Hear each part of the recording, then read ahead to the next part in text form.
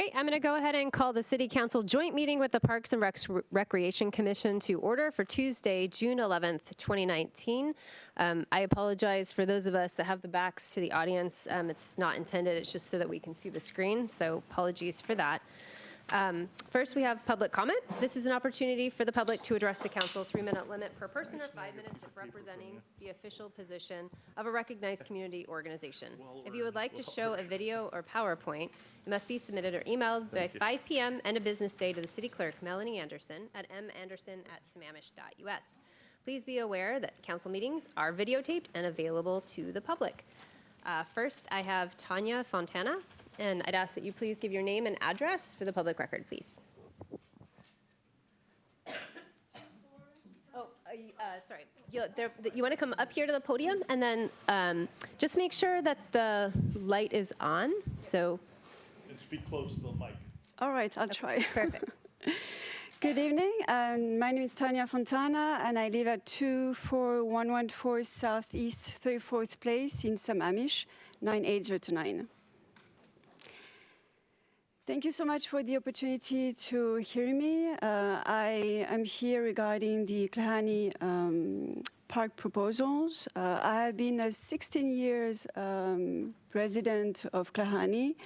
My children grew up, as Mr. Klein can attest, we've been here for a long time. I will focus specifically on the trails.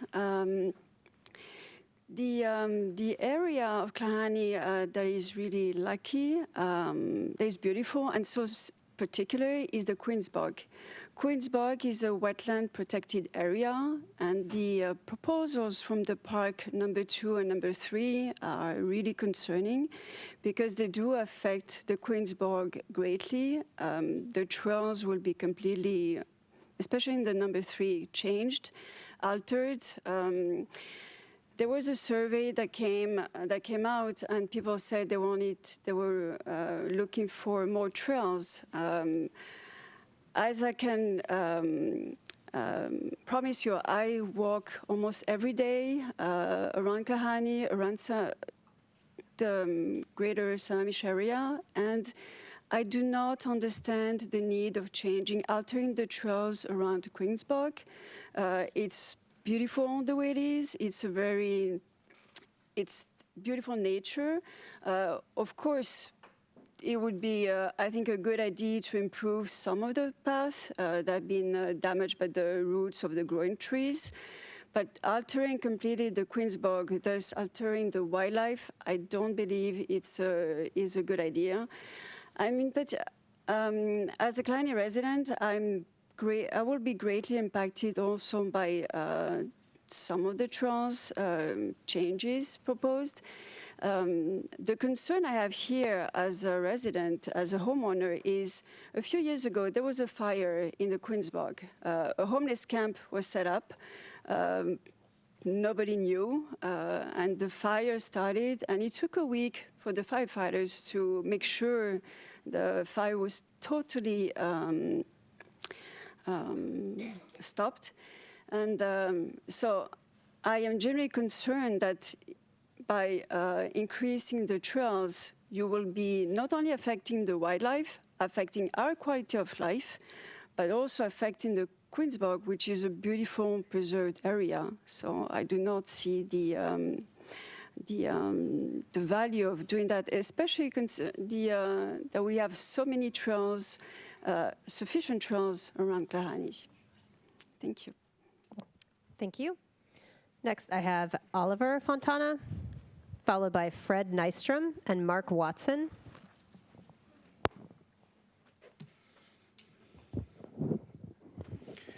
Hi, so my name is Olivier Fontana. I live same address, 24114 Southeast 34th Place, Sammamish. Klahani has resident for 16 years. I'm here to talk more about the Klahani Park aspect of this proposed change. And there are 3 key elements: the communications, the community, and the concepts. From a communication standpoint, I was very disappointed and surprised by how everything was communicated thus far, because there is no outreach to the local residents, to the community, about the potential plan. We just proposed with the plans without having any input, at least so far, which I find a bit surprising. And if I look, for instance, with the latest proposal for the basin of the lake, I can't even read that, Laughing Lake Jacob Lake, that was well communicated. Why didn't we have this kind of communication when the whole process started? That was my first point. The communication really was subpar. The second part is the community. We live in Klahani for what it represents. It's a community. We feel safe. We can do a lot of things amongst ourselves. It's open. It's not a gated community, and we don't say we want that. But Klahani Park is the center of this community, is a key element of this community, and we need to preserve that. And that's why I came to my third point, which is the concept. When you look at the concept B and C in particular, you're fundamentally changing the concept of what the Klahani Park is for us. Klahani Park is a place that is open. When you come here, kids will come outside of school. Mr. Klein knows 3 of our kids, they will come out of Challenger, they'll just play on the boulder. My daughter had a gut reaction when she said, why, they're gonna move the boulder? It's a rite of passage for us to be able to climb the boulder. So there is a meaning for all the kids over there. But more seriously though, when you come here, it's inviting. There is a small parking lot. We don't want a big parking lot. You have plenty of space on the street. You don't have big fences. You can come in directly. It's an open area. Yes, you can do cricket. You can do soccer, or as I will call it, football. You can do baseball at the end, but you can also go and sit down and picnic. In the winter, you can have snowball fights. At night, my son can come and watch the stars because there is no light. And if you look around and you ask the people, we had a small meeting on Saturday, some of the residents, we don't want lights. We don't want turf. We don't want a larger parking lot. We want to keep it open. We want to keep it multi-purpose. We want to keep it natural. Beyond that, we're open to anything. But just don't lose the soul of Klahani Park, which is critical for our community. Get the right communication, and I think we can get things moving forward. Thank you. Thank you. Fred Nystrom, followed by Mark Watson.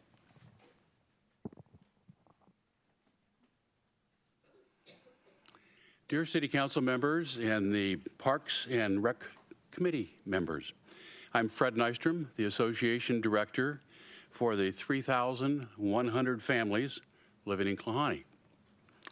And I'm glad to have this opportunity to speak to all of you as you get into the issues regarding the Klahani Park.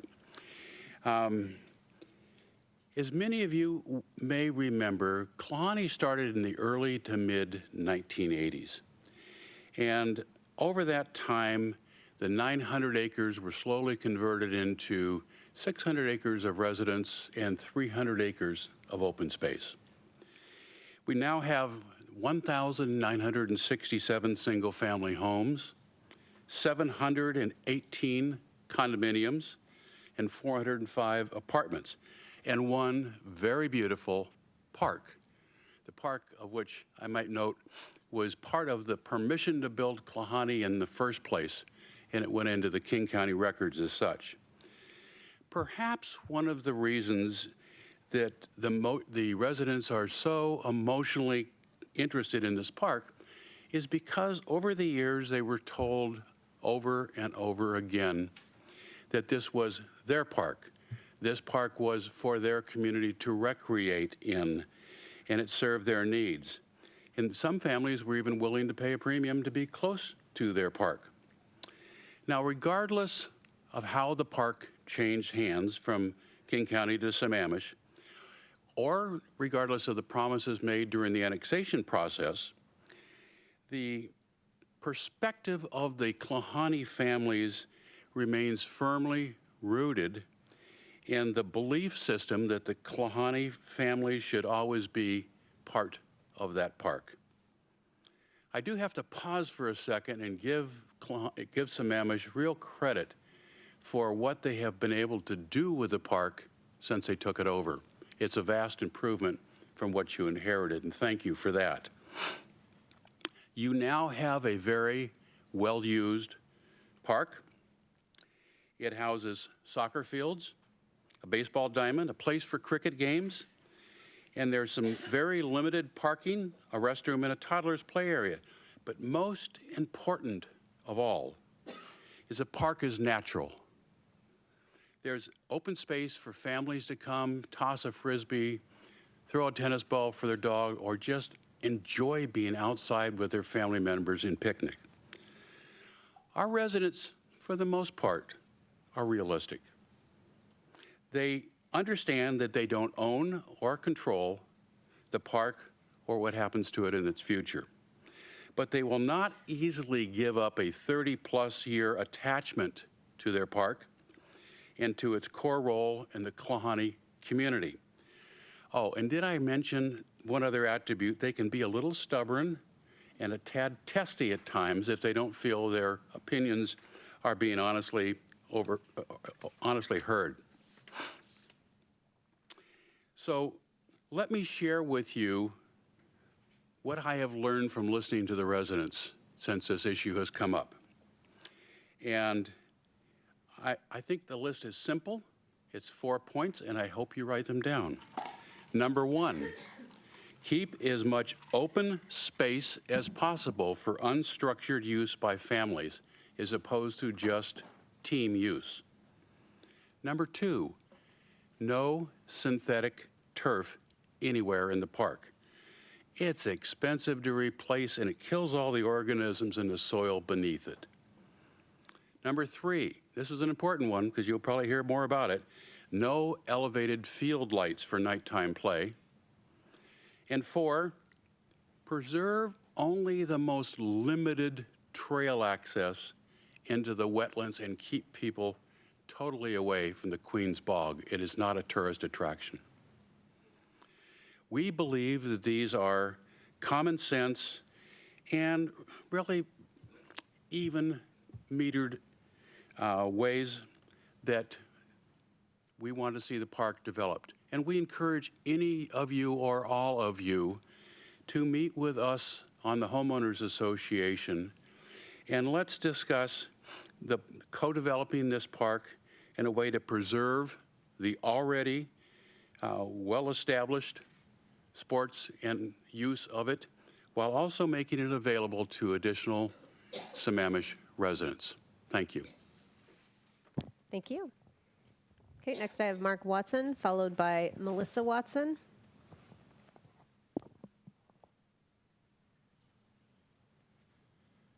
Hello, my name is Mark Watson. I live at 24664 Southeast 36th Court in Klahani, Sammamish, of course. But lived here for approximately about 5.5 years now. And one of the things that really attracted my wife and I to purchase a home in Klahani was all the natural amenities that the area offered. And my understanding is, I've been told there's about 30 miles of trails in and around Klahani. I'm not sure the accuracy of figure, but there is a lot of trails. In fact, one of them I only went down for the first time this past weekend as part of a 5K fun run that we had in Klahani. So I'm pretty amazed at just all the things I haven't yet seen. However, one of the things I don't feel like I really need to go see and tromp around in is the Queen's Bog. It's a natural area. It's been there for many thousands of years. I don't see the purpose of adding yet another trail into an area that has limited access and would need constant maintenance, especially after the frequent windstorms we have in the area and knock down the trees over the trails we already have. You have the ability to maintain the trails that we already have, or maybe add trail access to areas that already have easy access to, such as there are some roads in Sammamish that I know would benefit from either sidewalk, trail access, maybe even pedestrian bridge over some of the areas over 228th to make those safer. But in around the Queen's Bog, it seems like a dangerous thing. As was mentioned earlier, we did have a fire there 4 years ago, and it scared the heck out of us. The only thing that really saved our bacon that day was the fact that firefighters got on it fairly quickly, albeit with limited access that they had, but also the wind was still that day. Had the wind been a lot stronger that day, we might not be talking about the same Klahani that we are today. The other thing I want to touch on is the fields. My house backyard, it backs up right to the green belt there in Klahani Park. I coach soccer. I enjoy having the fact that it's natural grass. not artificial turf. Artificial turf, it's going to be a lot hotter, 10 to 15 degrees, probably ambient temperature, I'm guessing. It's a multi-purpose situation as it is now, not dedicated solely for team sports. Kids go out there and play after school. They have a good old time. And you can do all sorts of things on it. If it converted over to artificial turf, you're limiting it to saying, we're just going to play sports here from now on. I don't know that anyone has gone along and said, hey, I spent a great day at the park on the artificial turf and baked my brains out. Just not, I haven't really heard that. They're more eager to be on grass. It's gentler on joints, gentler on the body, as I would speak to that from personal experience, having torn my ACL playing artificial turf. So thank you for your time. Appreciate you listening. Thank you. Melissa Watson?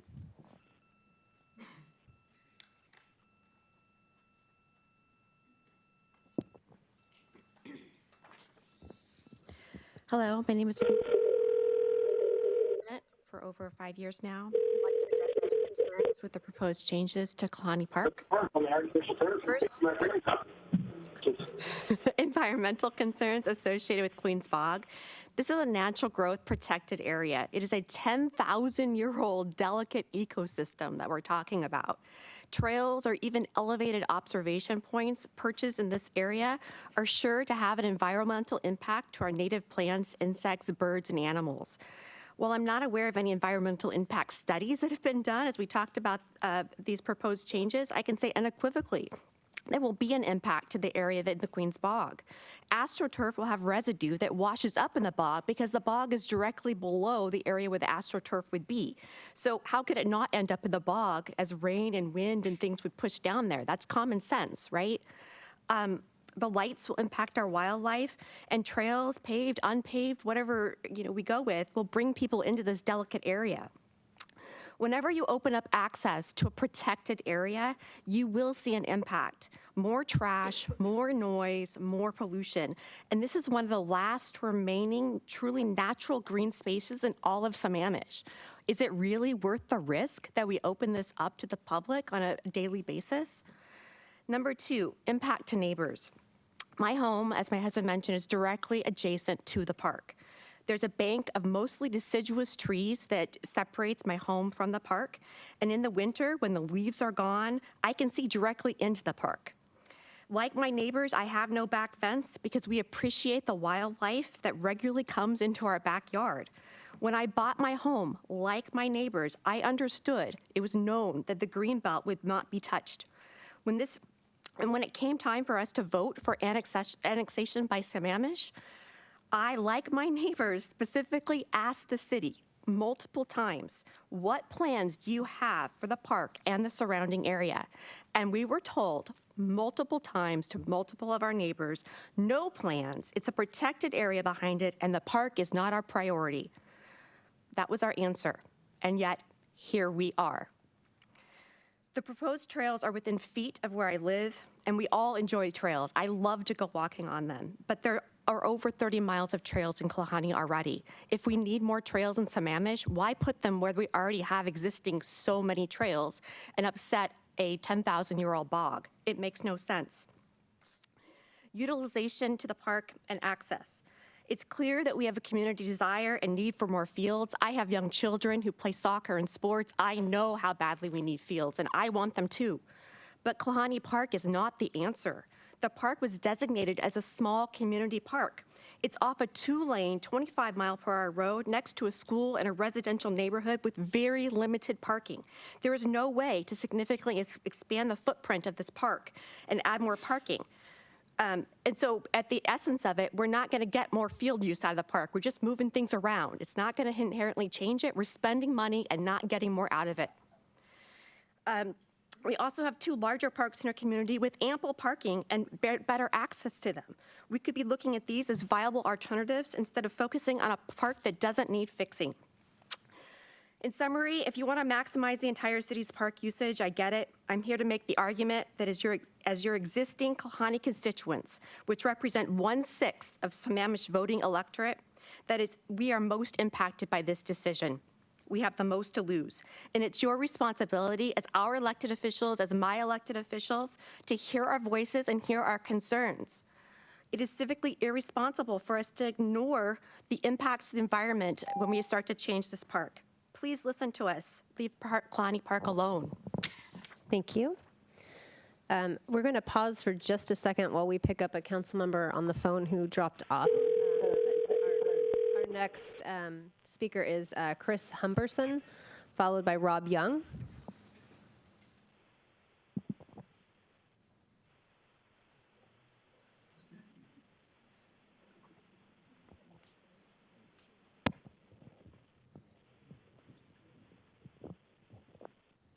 You have him. Tom, are you there? I am, thanks. Mr. Humberson, please go ahead. Thank you very much, members of the Park Commission and City Council. My name is Chris Humberson. I am a 28-year resident of Klahani, having moved there in 1991. I live at 24217 Southeast 45th Street with a lovely little green belt behind me. I'm here actually to speak from the heart.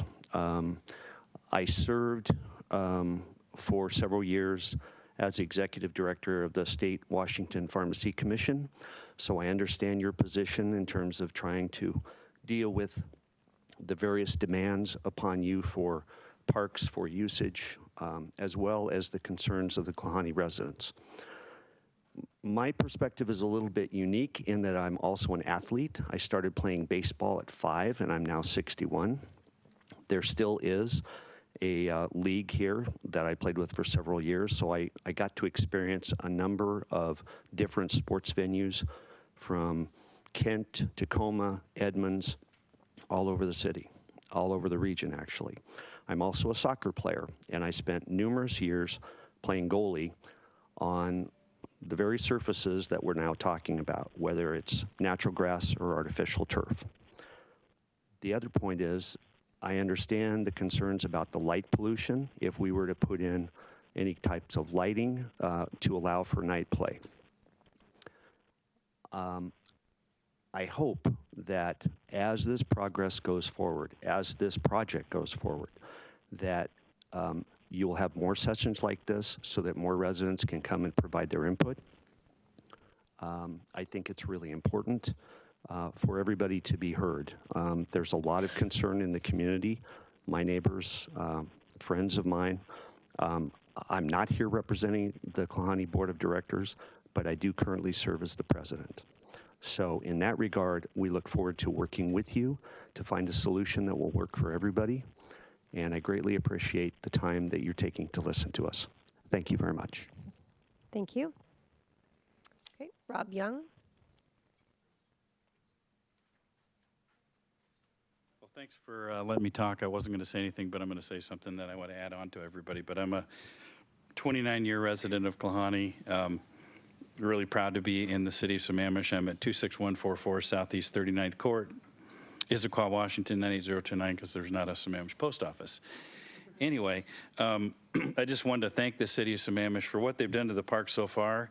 It's in the best shape that I've seen since I've been a resident. King County didn't do justice to it. The grass, the bathrooms, everything, you know, it's missing some bike racks and things like that.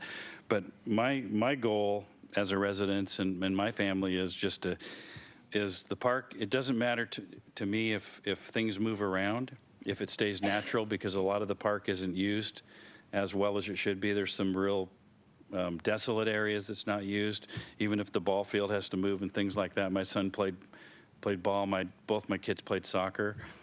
But anyway, keeping it natural. I'm okay with, you know, trails and things like that. I don't know enough about bogs and things like that to comment on it. So I like places that you can visit and learn and educate, you know, be educated on things like that. So I'm not opposed to that, but I just don't know enough about it. But anyway, I just wanted to thank the city for allowing us to do some things. I think the park's great now, but it can be better. Anything you guys do is fantastic. Thank you. Thank you. Okay, next I have Jesse and Enmar Chun.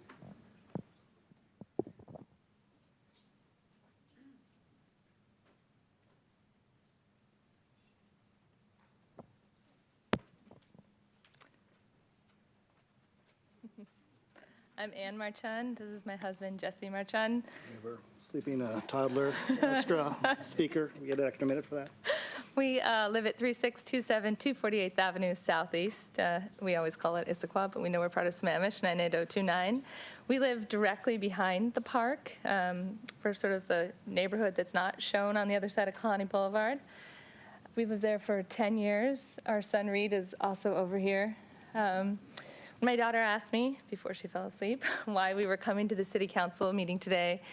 I said, it's to be kind, to remind the city to be kind to our park. And she said, oh, I can't wait, right? They're going to make good choices for our park. And I said, yes, we're going to talk to them about that. So she's asleep now, but very keenly happy to be here, I guess.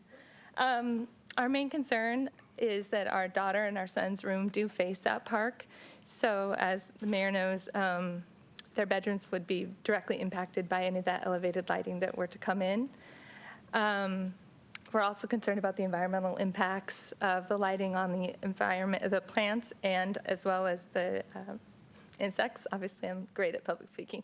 We're also concerned about the impact of the AstroTurf on the environment and the bog. We're really excited at the idea that the park could be improved, but we're also interested in the environmental preservation of that space and the, I guess, direct impact on our community. Thank you. Thank you. Okay, next I have Diane Weinstein, followed by Ann Chandaleo.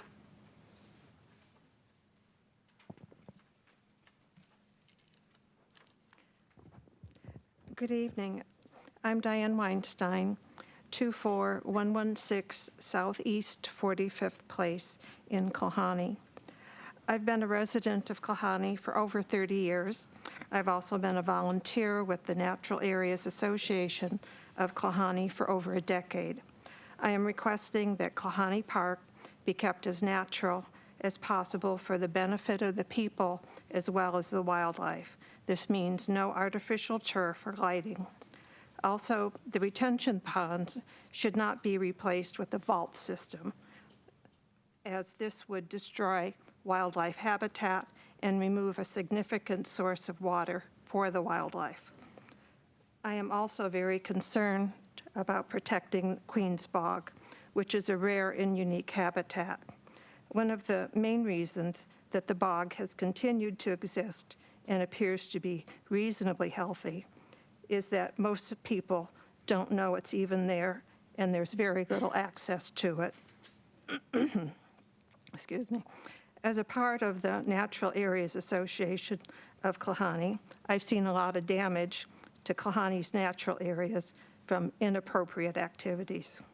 Adding trails around the bog, putting in boardwalks and observation towers or platforms heightens the risk that the bog will be damaged. I'm therefore opposed to opening up any access to the bog. In addition, some residents living close to the bog have observed homeless people as well as runaway teenagers camping next to the bog. The fire that occurred in the bog 4 years ago was caused by inappropriate human activity, and the fire burned for days. A peat bog fire can be nearly impossible to extinguish.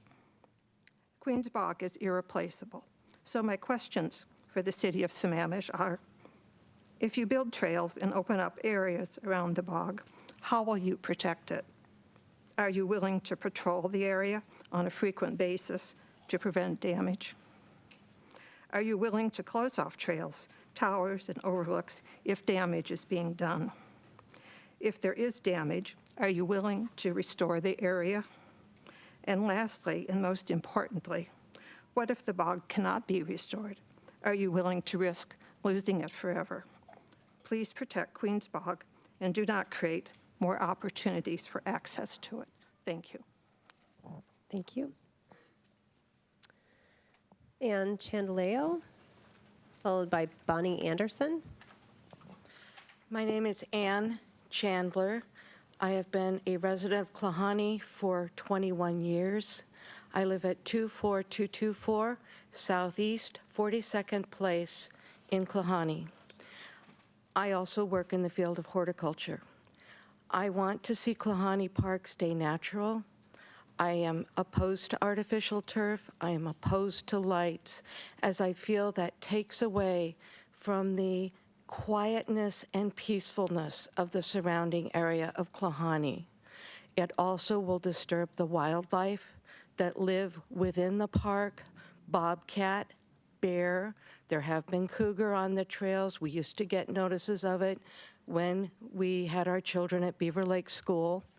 Our sons played in that park. Both were soccer players, baseball players, and football players. They enjoyed the spontaneity of that open space where they and their friends could gather together to play.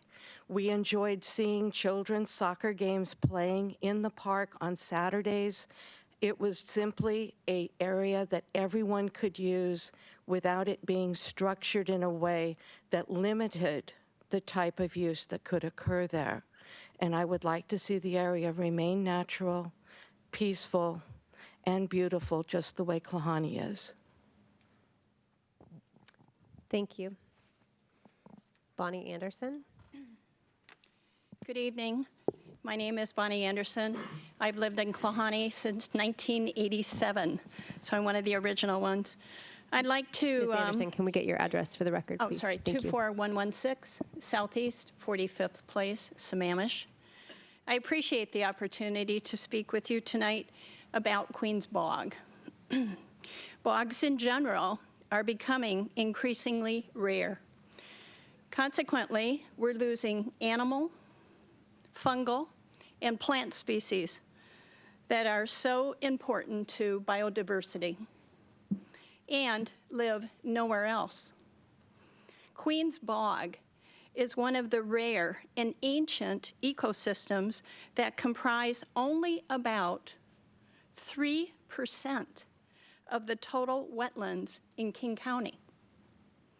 Queen's Bog serves essential functions, such as filtering water, absorbing excess nutrients, and providing wildlife habitats.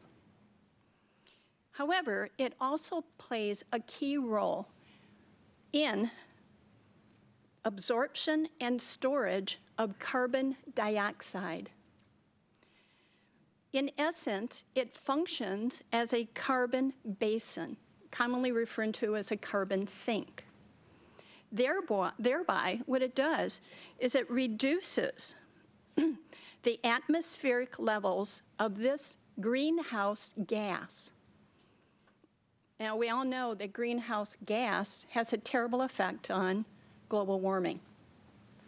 However, if the bog is disturbed, levels of carbon dioxide can in fact be released into our atmosphere, which in turn accelerates global warming. We have a responsibility to preserve this rare and important site by implementing those conservation and protection measures that will ensure its health for today and into the future. Therefore, I am requesting of you, please designate Queen's Bog as a critical protection area, and any type of recreational access must be prohibited. Thank you. Thank you. Next, I have Jan Terrell.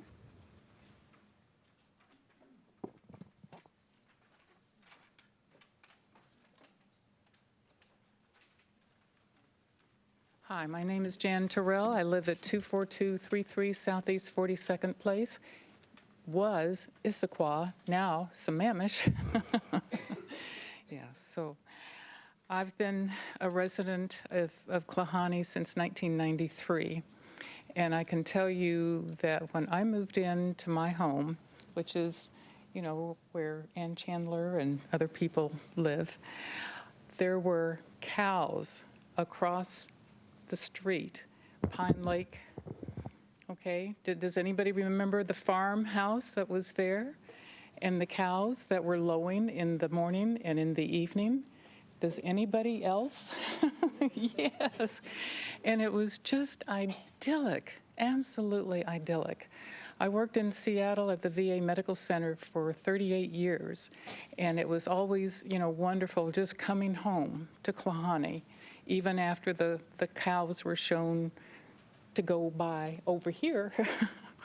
And then all of this, construction and demolition of the trees and the plants, all over the plateau. I mean, it just makes me cry every time I go up to Pine Lake or to the other parks or anything.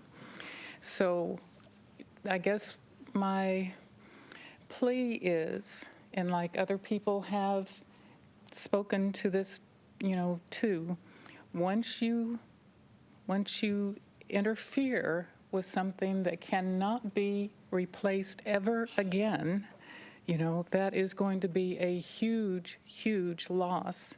Okay, and now we've got all of this construction that's about to happen, with the streets and all of that kind of stuff. I mean, it's just, too much. I mean, that will be done eventually, but the having the Klahani Park and everything just like it is just seems to me to be the most rational step to take. Otherwise, you can't undo it. You just can't undo it. And so it's the people, the wildlife, the bog, all of these other things. Let's just leave it alone and talk about concept A. Okay? All right. Thank you. Thank you. Next, I have Pham Chitneni.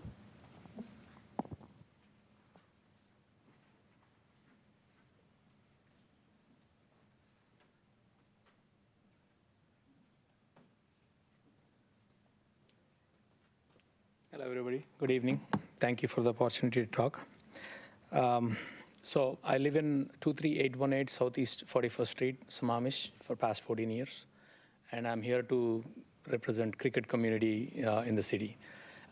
First of all, a big thank you for city to provide a facility. I'm not here to argue about the location, but that's the one field that really helped us avoid 4 or 5 trips a week to neighboring cities to get our kids trained on cricket. So thank you very much for the opportunity to have a field here. Our requirement is simple. We can play cricket on a natural grass field, and Klahani provides the dimensions to help play cricket there. We understand there were some concerns about safety, and we were working with city to come up with nets, and we bought the nets, invested in the nets, and moved the cricket practices to side of the park to open up the field for all other sports for 5 days, 6 days of the week. And future plan, it's very encouraging to see cricket field there. And moving it farther out towards the woods seems like more safer option. I wanted to share that as well. There are about 300 plus kids in the Sammamish city who are currently getting coached, trained, and playing cricket. There are about 2,000 cricket followers in the city who come and watch or have some association with cricket. And this is the only facility we have in probably 10, 15 mile radius.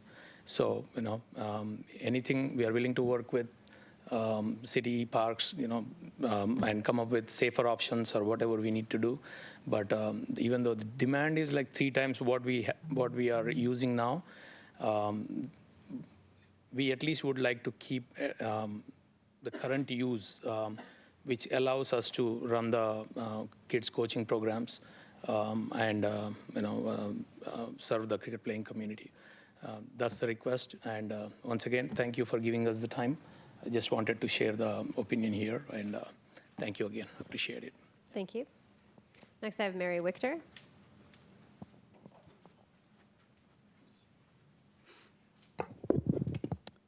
Hello, my name's Mary Wichter. I live at 408 208th Avenue Northeast in Sammamish. I'd done a PowerPoint presentation on March 12th to the City Council on Klahani. I just wanted to echo a few things from that. First of all, Klahani, as a Chinook tribe word, means the great outdoors. Secondly, The sphagnum bog wetlands, there's only 3% of them, I think, in the whole state or the whole area, and 22% of all the ones mapped in the state of Washington are in our city. We have 11 of them. So we need to learn how to identify them and treat them well. They have a sphagnum moss and they have acid-loving plants. They're tens of thousands of years old, and we really need to take care of them. And from the pictures that I had put in that presentation, it looks like the utilities that have been through maybe haven't treated the bog very well. So if the city wants to do anything, I would suggest you put some money with some specialized resources and people to go in and help the bog, but don't build trails around it. And I echo and ditto everything else that you're hearing here. What I would like to see for Klahani is I've gone to the Shakespeare in the parks there, and the baseball backstop, I think you could put a band shell on this side, because when you're there in the Shakespeare in the park, it's very hard to hear. There's no shade. It's pretty windy. It's a pretty actually harsh environment to try to sit and listen. I don't think that would hurt the park. I think it would help. I love the photos and the work that the Parks Department has done. I think some of the park things for the kids, the little ramp things, I think those would be cool, and it'd be by a school area. I know that we don't have a lot of gardens in the city, and people are always looking for community gardens, so if there are any places in there that could be used for that, I think that would fit in. I don't know that there are desolate areas, but it's grass. Both my kids played very high level premier soccer. And they're referees now, they're in college. I totally get the need for sports fields, but I don't think field turf here is good for the bog or any of the people. I don't think lighting it is good. If you are gonna light it and put field turf in, it'll just totally change everything. I would suggest that the city finds somewhere else in the city to do that, or near the city. And what I'd really like personally is I haven't walked the 30 miles of trails in Klahani, but I've been on a few of them. I would like people from the city and around the city and the Emerald Necklace to be able to commute to and get to Klahani by foot and by bike and other things. So I would like to see either the city purchase land or purchase easements. I know there's a pipeline that goes through there. I think people should be able to connect better, and that's not just for Klahani, that's everywhere for the city. And while I have 28 seconds left, I'm going to switch topic to the 202. I had emailed council on the 202 plans. I really think there needs to be a switchable center lane. I heard back from 3 council members independently, and one had suggested maybe that center lane could be used for public transit buses, because then they can go through and then people would hop on the bus to get there. I like that during the very high traffic times, and then during less traffic times, the car people could use it. And then when it's not the busy times, anybody could use it, and that would help when it's snowy or rainy. So those are some suggestions, and I have an email on easements I'll send you separately. Thank you. Next, I have Mark Homeyer.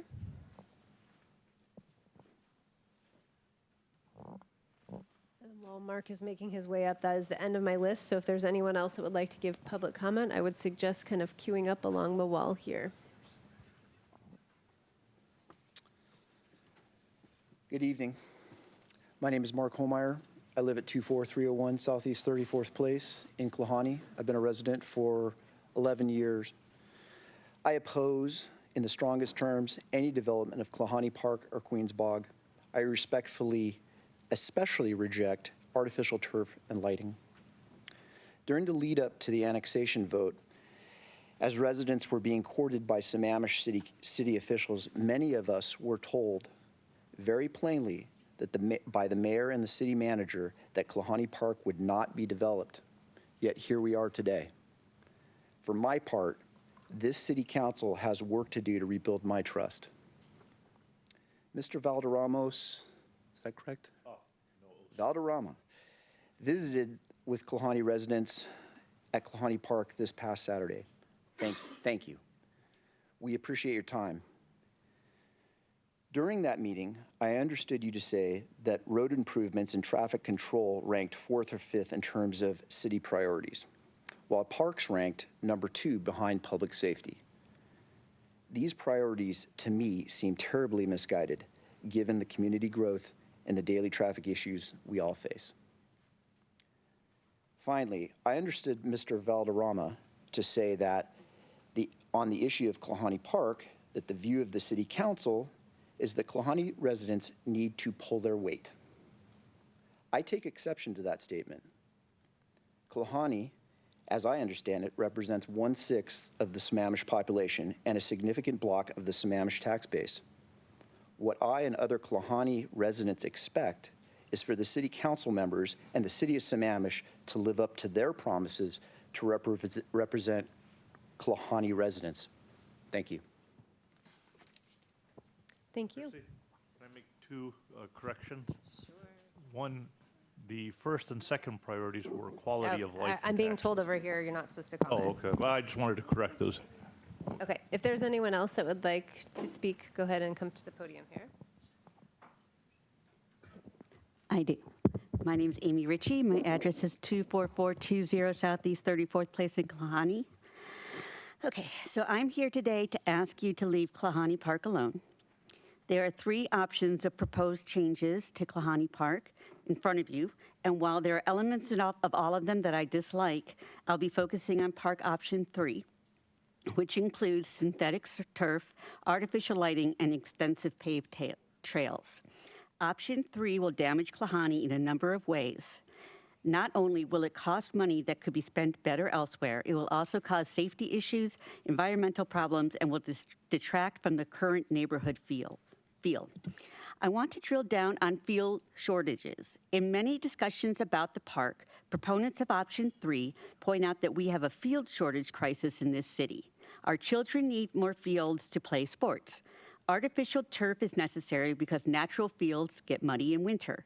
Lights would allow more people to use the fields by the expansion of hours available to play. Due to our field shortages, we need to put artificial turf and lights into Klahani Park. But there's a flaw in that logic. Right now, Klahani Park has 2 soccer fields, which becomes a cricket field on weekends, and a baseball field. In all 3 options that are in front of you today, Klahani Park has 2 soccer fields, a cricket field, and a baseball field. There will be no additional fields added to Klahani Park. Therefore, these changes to Klahani Park will not alleviate the field shortage crisis.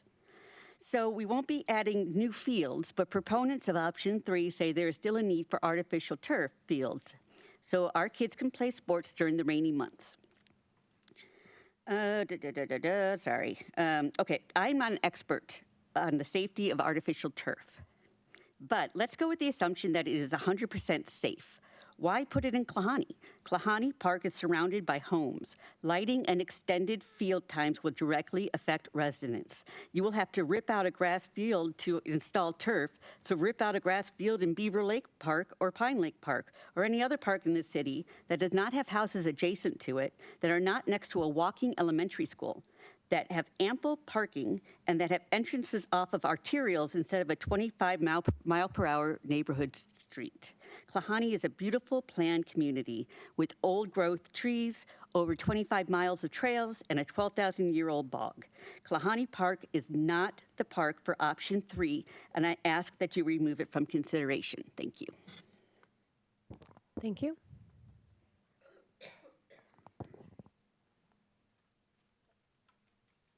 Hello. My name is Emily Dogood. Despite my accent, which is from New Zealand, I'm a long-time Sammamish resident. I'm actually here to represent Eastlake Lacrosse, which is a youth sports club here in Sammamish. Amy, can we get the address, please? Oh, my address? Sure. 1533 212th Avenue Northeast. We have over 200 members, and we are a very enthusiastic and grateful user of the turf fields at the back of Eastlake High School. We are definitely experiencing the field shortage. It's a real challenge for us. We can't get on the Eastlake High School fields until 5:30 at night. That is because they're not available to the community before that time. We compete for those fields with teams from all the way down in Issaquah, like Issaquah Gunners. We compete with teams from Skyline High School that come down, and it's a real crunch to try and get all of our teams, we have 11 lacrosse teams, onto fields at a time that's reasonable for children that need to wake up and go to school the next day.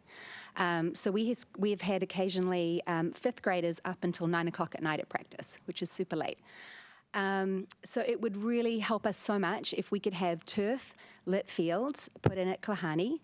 Even if we didn't use them, perhaps Issaquah Gunners and Skyline and some of these other community groups would be able to use that, and that would take the pressure off Eastlake High School. Adding those fields would just be amazing for the community. I believe, I don't know the number exactly, but I think we have something like 30% of our residents are under the age of 18. And I know we're all invested in trying to keep them constructively busy and out of trouble and off their screens and out in the world. And I think youth sports is one of those things that really helps to do that and packages a lot of life lessons into a convenient form. We at Eastlake Lacrosse would love to add more teams, but we're limited by the fields that we can get. This year we added our very first girls team. We added a girls high school team, which was awesome. We'd like to add youth girls teams, but we're actually limited because we have no field space for them to practice on. So we are enthusiastically for Concept C. We love it. We'd be so happy to see additional turf lit fields in Sammamish. We begin our practices as early as February when it's still dark at 6 o'clock at night and cold. And in fact, this year we had fields covered with snow. So grass is not an option and no light is not an option at that point.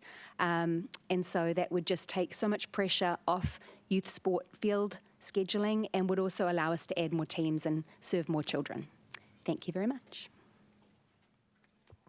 Thank you. Is there anyone else?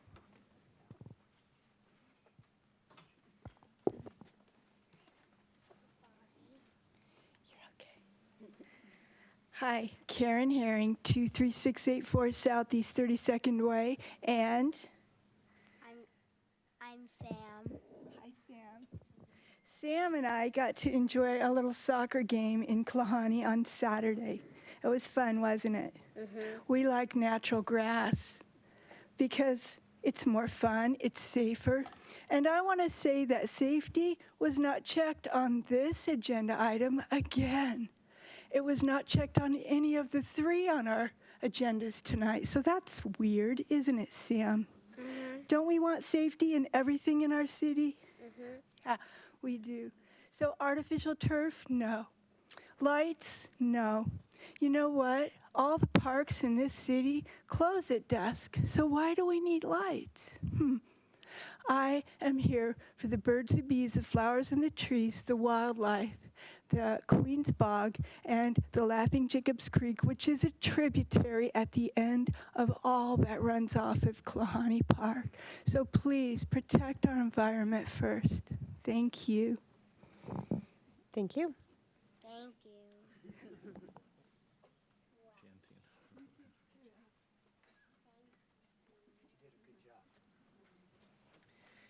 Hello, City Council and Parks Commission. My name, Paul Stickney, 22626 Northeast Inglewood Hill Road.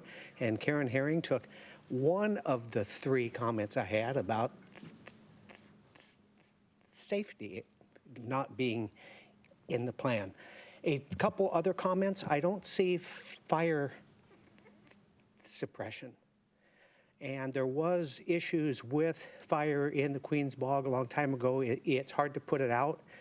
And not to be negative, but as you know, I'm a forester from University of Montana from the 1970s. And fire, unfortunately, is a part of things. And I think as a city as a whole, we should start looking at how we can, protect core parks and assets if there ever are any fires in the future. I don't like it, but it's getting warmer. It's a little bit scary, and I think having, how would I say it? Regardless of which option you pick, maybe there should be some fire suppression in the plan. And the last thing is, I wonder, over the years I've been attending a lot of city council meetings, there have been talks about monitoring wetlands. Can or should a bog be monitored over time to understand how it's functioning, and is it increasing or not in its function over time, and maybe that also could be a part of this plan. That's all I have. Thank you. Thank you. Is there anyone else that would like to address the council this evening? Okay. Seeing none, we will jump into our agenda. Oh, yeah. Angie, I was just going to do real quick introductions around the table. Is that okay? Or do you have something first? No. Okay. Very good. Okay, so Sarah, why don't we start with you? We're just going to go around the table really quick so that everyone up here knows who everyone is, because we have a new city manager, and then so that our audience knows who's up here too. Sarah Hoopus, Parks Commissioner. Romero Valderrama, City Council, Sammamish. Nancy Wave, Parks Commission. Pam Stewart, City Council Member. Cheryl Wagner, Parks Commission. Hank Klein, Parks Commissioner, and also a teacher at Challenger Elementary in Klahani. Christy Melchow, Mayor of Sammamish.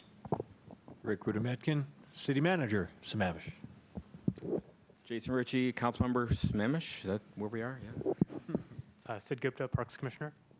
Chris Ross, Council Member. Seth Van Gernsman, Parks Commissioner. Iris Van de Hoff, Parks Commissioner. Kathy Lowe, Parks Commissioner. Sarvinder Marwaha, Park Commissioner. Very good. Okay. Angie? Yeah. Greetings. My name is Angie Fesser. I'm the Parks and Recreation Director for the City of Sammamish. Good evening, Madam Mayor, council members, Parks and Recreation Commissioners, as well as members of the public. The Parks and Recreation Department is delighted to bring forward the second of 3 major phases of the Klahani Master Plan project for your information and feedback this evening. Tonight, the council will provide a number of park amenity concepts developed through public engagement and a PowerPoint presentation, and then we'll move into a less formal discussion and exercise to gather council and commission members' comments and thoughts for Klahani Park's future. With that, I'd like to introduce Shelby Peralt, our City Parks Planner and Project Manager, as well as Juliet Vong from HBB Consulting, and both will be presenting and facilitating tonight's presentation. So with that, Shelby and Juliet, you'll take it over. Tiny, tiny little button to turn this on. Okay, so just really quickly, also a couple other introductions during the Q&A. I've asked a couple of our team members to come tonight as well. So I have Jessica Redmond. She is our environmental specialist with ESA, who's been supporting on this plan, and Bob Harding with DA Hogan. He's our field and all thing athletic guru. So if we get into some technical detailed questions, they'll be able to help us with those. Okay, what we have today is a fairly full presentation and then a good chunk of time left for discussion. I'm going to go ahead and try and shorten the presentation some so we leave the maximum time for discussion. So I'm going to breeze through location, context, some background information, timeline, and existing conditions. I'm pretty sure everybody by now knows where Klahani Park is and the elements that are around it. So I'm going to just cruise through those elements really fast. I do want to focus on some of the outreach summary of what we've heard to date, the goals and objectives that we've heard from the community and the process we've had, and then move into the programming and trail alternatives. And then we're going to have a discussion tonight that's going to focus on some key topics. What I want to start and just preface all of this with is, as we look at alternatives in a context of a park setting like this, we intentionally understand that there's a lot of different views and a lot of different perspectives. So as we're developing alternatives, we're really trying to develop alternatives that explore the breadth of the interests and comments and the feedback that we've heard. And so it's fully intentional that there's a mix and match at the end of the day, things that you like about some, things you like more about others, things you might absolutely hate about some of these concepts. And that's totally okay. That's the kind of feedback that we are interested in receiving. So that at the end of the day, you mix and match what you like best, kind of think about it as bookends, and you're coming together with somewhere in the middle. Okay, so with that location and context, I think we're all familiar with where Klahani Park is. We're right now sitting up in Sammamish Commons, but Klahani Park is truly in the heart of Klahani. It is surrounded by a number of other natural systems and also elementary schools. Beaver Lake Park is just to the north of us, so it's certainly not the only facility, but it is an important one within the community. There's another ball field, there's a native plant demonstration garden, really close nearby. There's also a pea patch, things that are maybe less known in the community, but that are certainly connected to Klahani, and then the power line and the easements that connect Klahani up into Beaver Lake Park as well. Sammamish as a whole has a vision for parks, recreation, and open space. Important to that vision are the 3 goals to conserve natural resources, improve health and wellness, and think about social equity in everything we do, how we access and how we use and recreate in our parks in our community. And so within that, there's a number of, a whole public process that went into updating that plan back in 2018, and a number of the elements and features within parks that were important as part of that plan update. That plan also looked at really what is a community park and what is a neighborhood park, and so you've heard a lot tonight, and we've certainly heard through the public process that this park is so important to the Klahani neighborhood, and it is also at the same time a community park. So Klahani is about 64 acres. It's actually one of the largest. It's the 2nd largest park in the city. Neighborhood parks are typically much smaller. They're intended to be walkable. They often don't have parking, whereas community parks have a large enough size that people are expected to at least drive to some degree, and they tend to have more programmed activities, support facilities, and athletic fields, both natural and synthetic or any combination thereof. So you could just to frame this discussion in the context of it is absolutely a neighborhood park, but it also serves that community function as well. A little bit of background in history. When the park was first transferred to the city, there were some minor improvements done in 2017, but nothing significant, knowing this master plan process was going to be starting. And this is where we're at now. We've gone through a series of investigation, programming, a series of public meetings to talk about what was important about the existing park and what people wanted to see improved. And then we went away and developed these alternatives. So now we're here to present these alternatives to you tonight. From there, we're going to look at trying to come up with a preferred alternative. As I said, it's often a mix and match of the different things you're going to see tonight. And then we'll go back out to the public and get additional feedback on how people think we did in preparing that preferred alternative, and also anything that we might have missed. With that next step is certainly looking at concepts, looking at alternatives, listening to you guys, and then at the end of the day on a preferred master plan, we would do an environmental SEPA checklist as part of that final adoption process. Existing conditions I'm going to kind of breeze through. You see a good portion of the park is actually taken by Queens Bog. It's important to note there are 3 different easements, utility easements that go across. The yellow one is the kind of the more prominent one through the program space of the park. That's the BPA.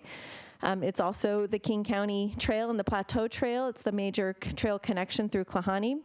We have 1 tower. It's significant because there's a lot more restrictions around the tower along the easement than there are in other portions of that easement. A number of recreation activity areas, predominantly the majority of the park is really taken over by those fields right now. And then what isn't fields is support facilities, trails, parking, restroom, and then the small playground. And the Queens Bog, as well as 5 other wetlands. So it's not just the Queens Bog, but there are also a number of smaller wetlands that are separate and in that part of that same system that also predominate the majority of the park. Okay, so what we've heard, the workshop number 1 we had was really a visioning exercise, asking people to tell us what was important to them, what they liked, what they didn't like.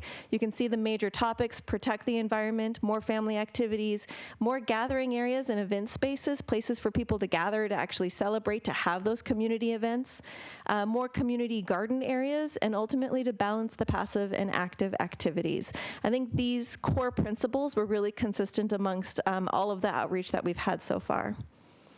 We did a survey as part of that first open house. We had 677 survey participants. Again, this is a web-based survey, so this is not necessarily statistically accurate. It doesn't limit who all can take this survey. But you can see, again, conservation of natural resources was very important. All of the goals from the original PROS plan were all still very strongly supported as part of this plan. And 68% of those participants visit weekly and live very close to Klahani Park. So you can see the extent of passion and interest that the community has in this facility. Things that were important: what should the vision be? Natural. So the bigger the word, the more often it was commented on by those 600+ people. So nature, natural, open, family, friendly, inclusive, preserve, all of those words that really represent the natural environment, in addition to accessible, sports, clean, fun, other kinds of activities that you can see. What they liked best, what do you like least, kind of similar along those same themes. And then, so ultimately, we distilled that into 3 main objectives. There really was no one single vision that made sense for this park. It kind of has a little bit of something for everyone, but ultimately, at the end of the day, I think everyone agrees that we need to protect Queen's Bog.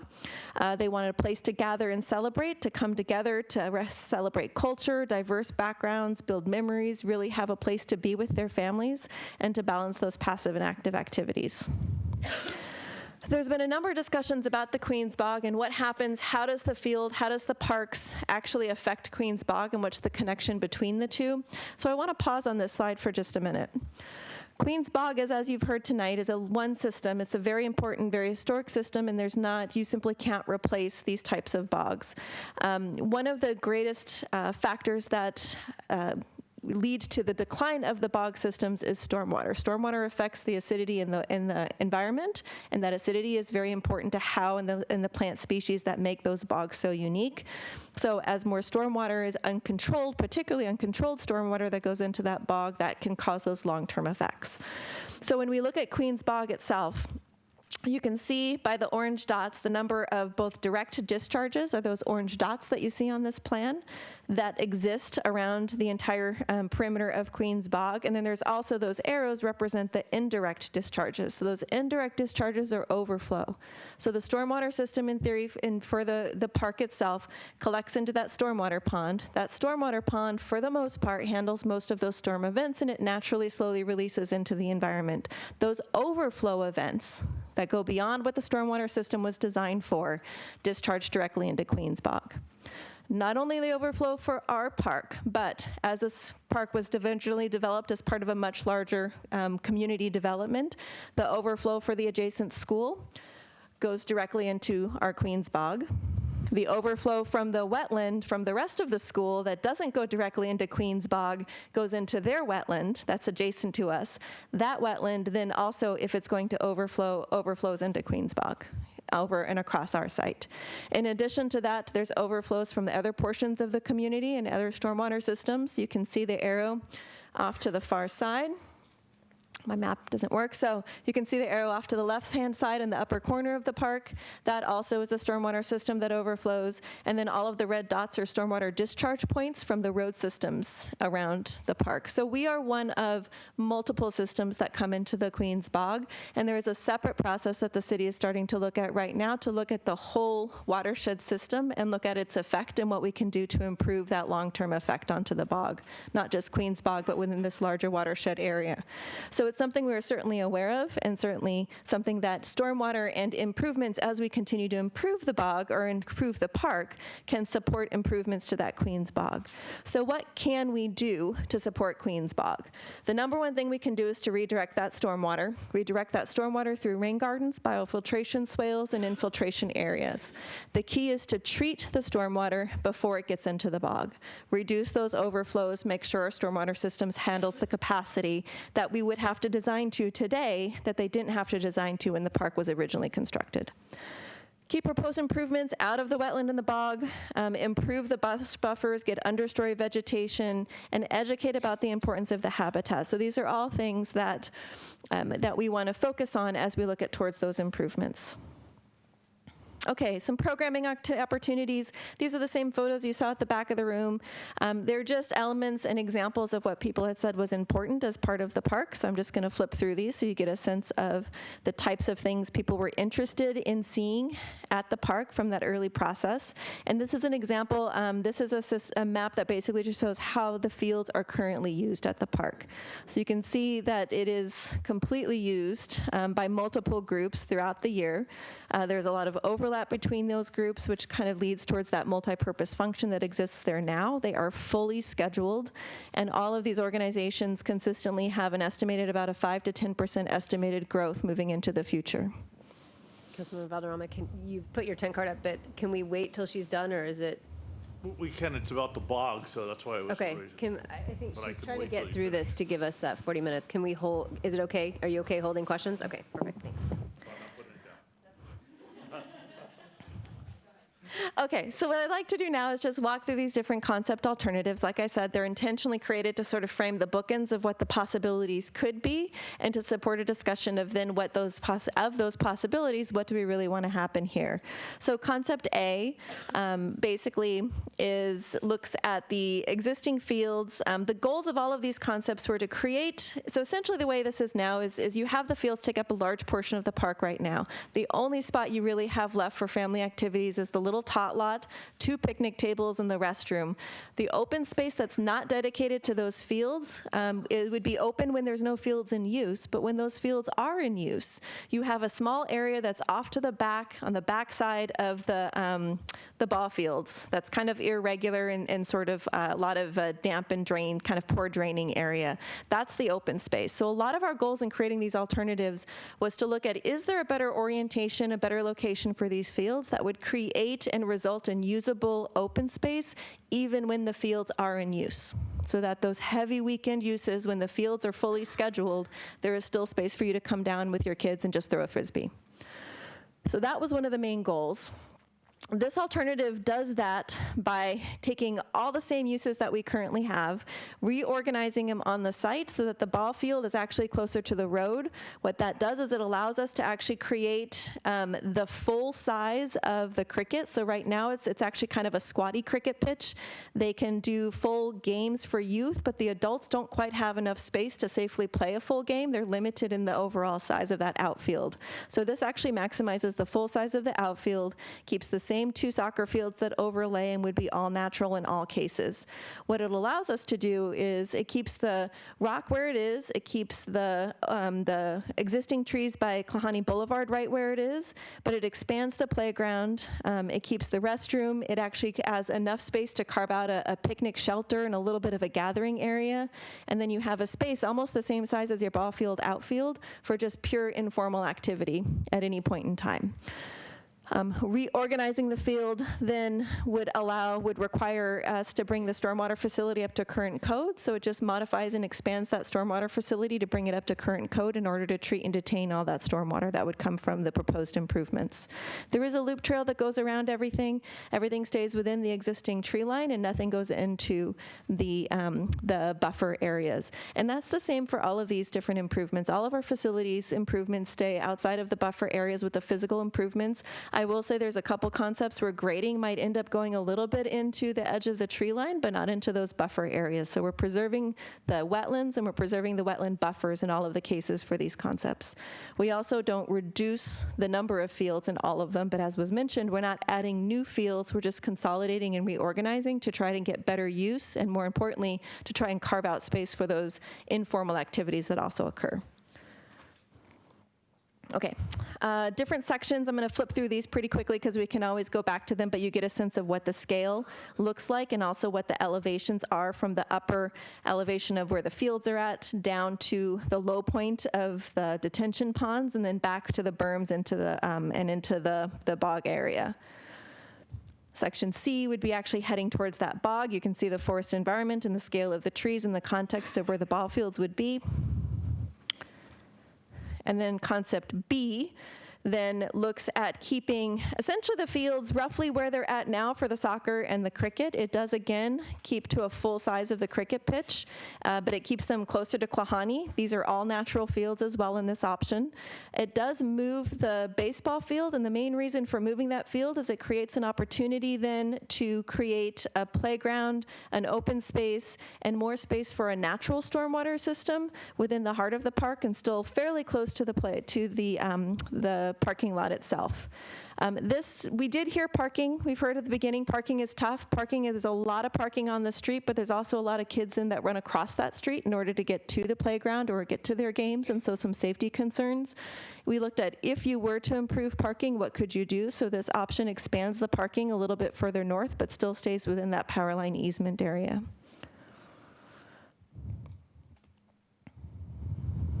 What this looks like in terms of sections, you can see section A up by the road. That section A is gonna look kind of the same in all options. We're really just keeping the existing trail in place.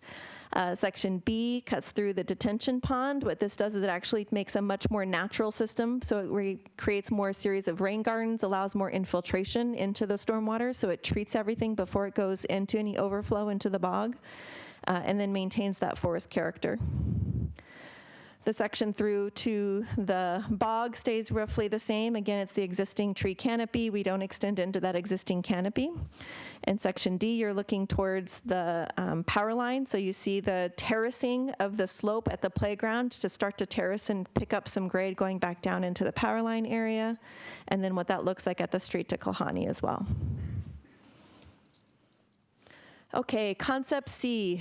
We were asked to look at synthetic surfacing. We've heard both in the very beginning of our process, both the desire to get more use out of the fields as well as the desire to keep the fields exactly as is in natural. So we looked at options that would do both. We talked about the two previous options that kept the fields essentially the same amount of use and both in natural character. The only difference in those two previous concepts was a full cricket pitch instead of the squatty shortened version that they have now. This option, what we do is we actually try to consolidate the ball field and soccer field use into one multi-purpose synthetic field. That's located down at the south end, close to Klahani Boulevard.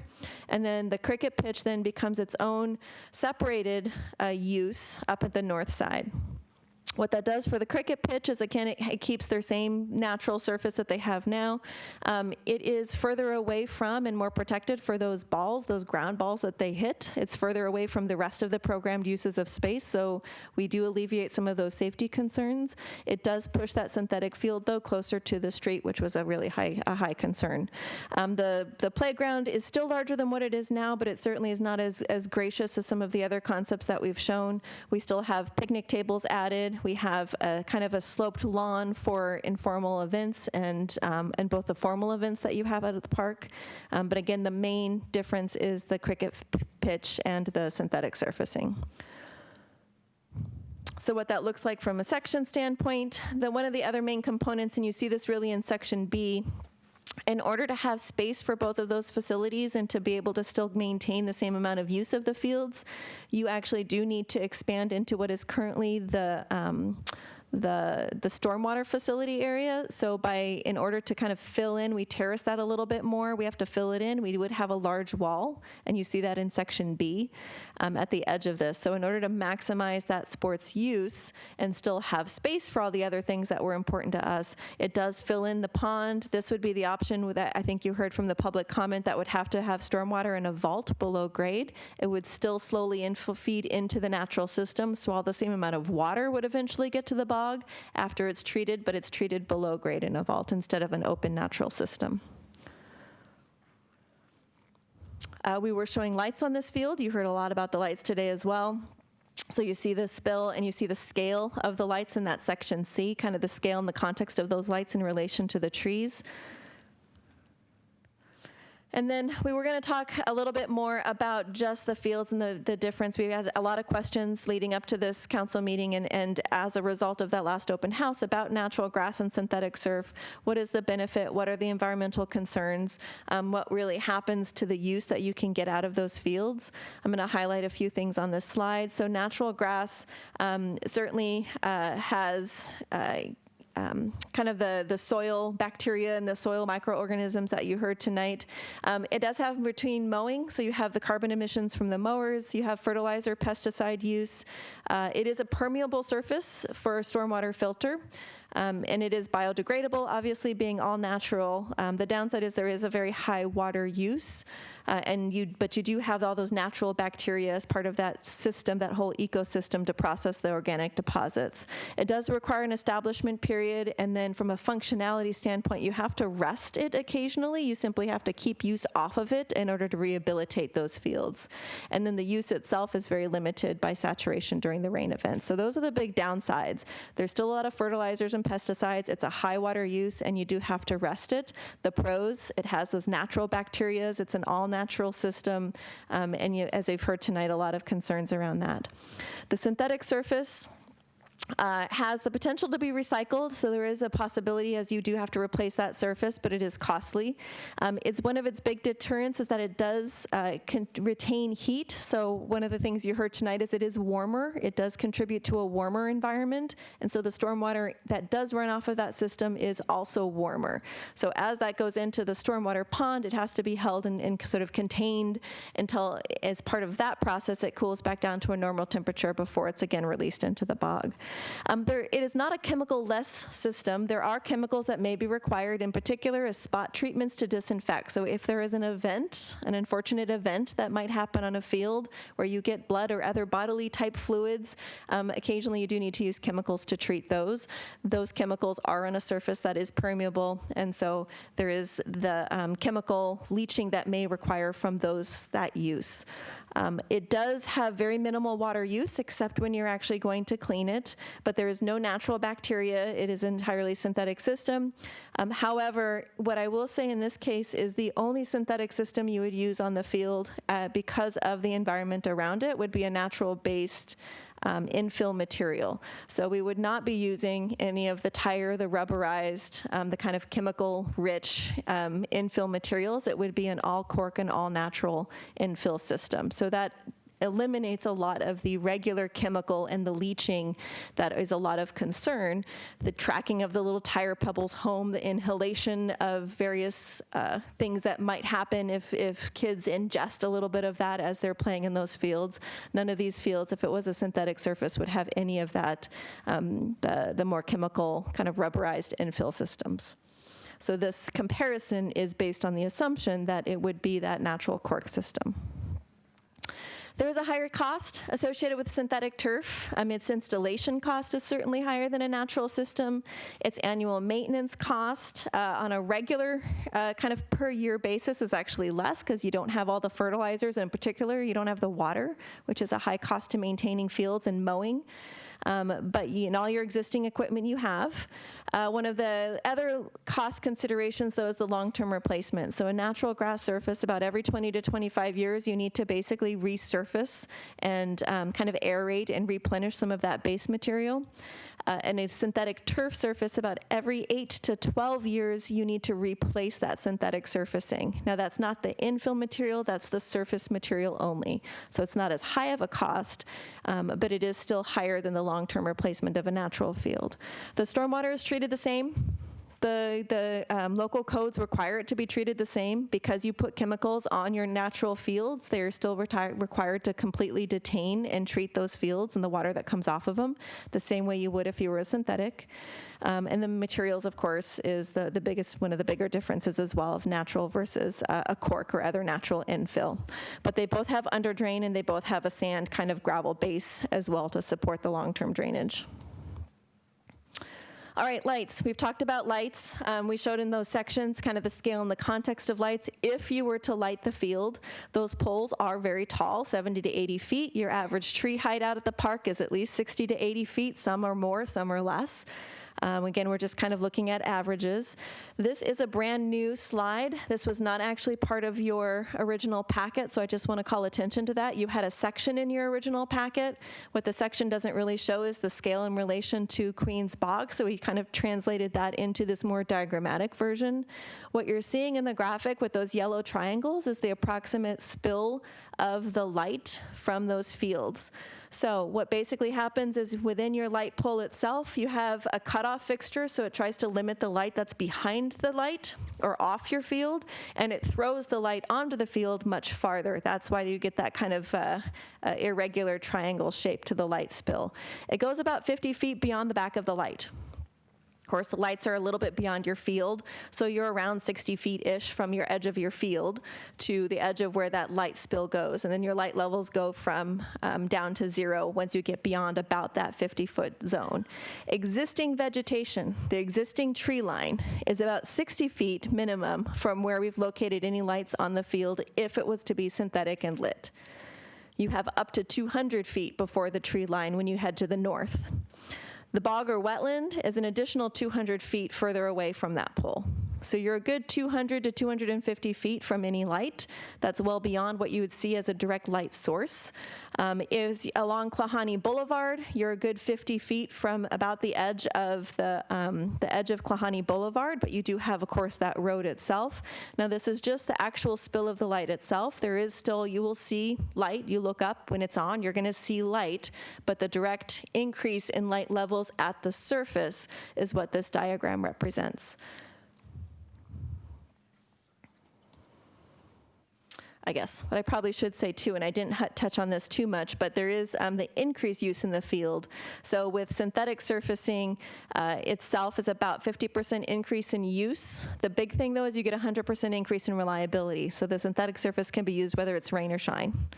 And then when you add lights on top of that, it's an additional 50% use because of the extended time frame. The other big difference when you get into lights that you don't get quite as much benefit with just synthetic surfacing is that you get multiple ages. The younger youth tend to take over those early daylight hours, and then adults can then use more toward extended. And then, of course, there have to sort of a policy-based decision on when to turn those lights off. So that's something that's completely controlled by the city as well. Okay, we want to talk a little bit about what we heard from workshop number 2. So, and this is both at the physical workshop as well as some early results from the surveys that we've seen so far. The survey is, of course, open until I think the 21st of this month. So we're still trying to leave it open long enough to get a good amount of public process and folks to be able to participate. Concept Day was liked. The things people liked about it was the unprogrammed open space. Of course, this is the one that reorganized the field to create an open space up close to the parking lot. It kept the rock where it was, it kept the trees where it was, and people really liked that it didn't impact some of that slope and that existing condition that people really felt like they were attached to.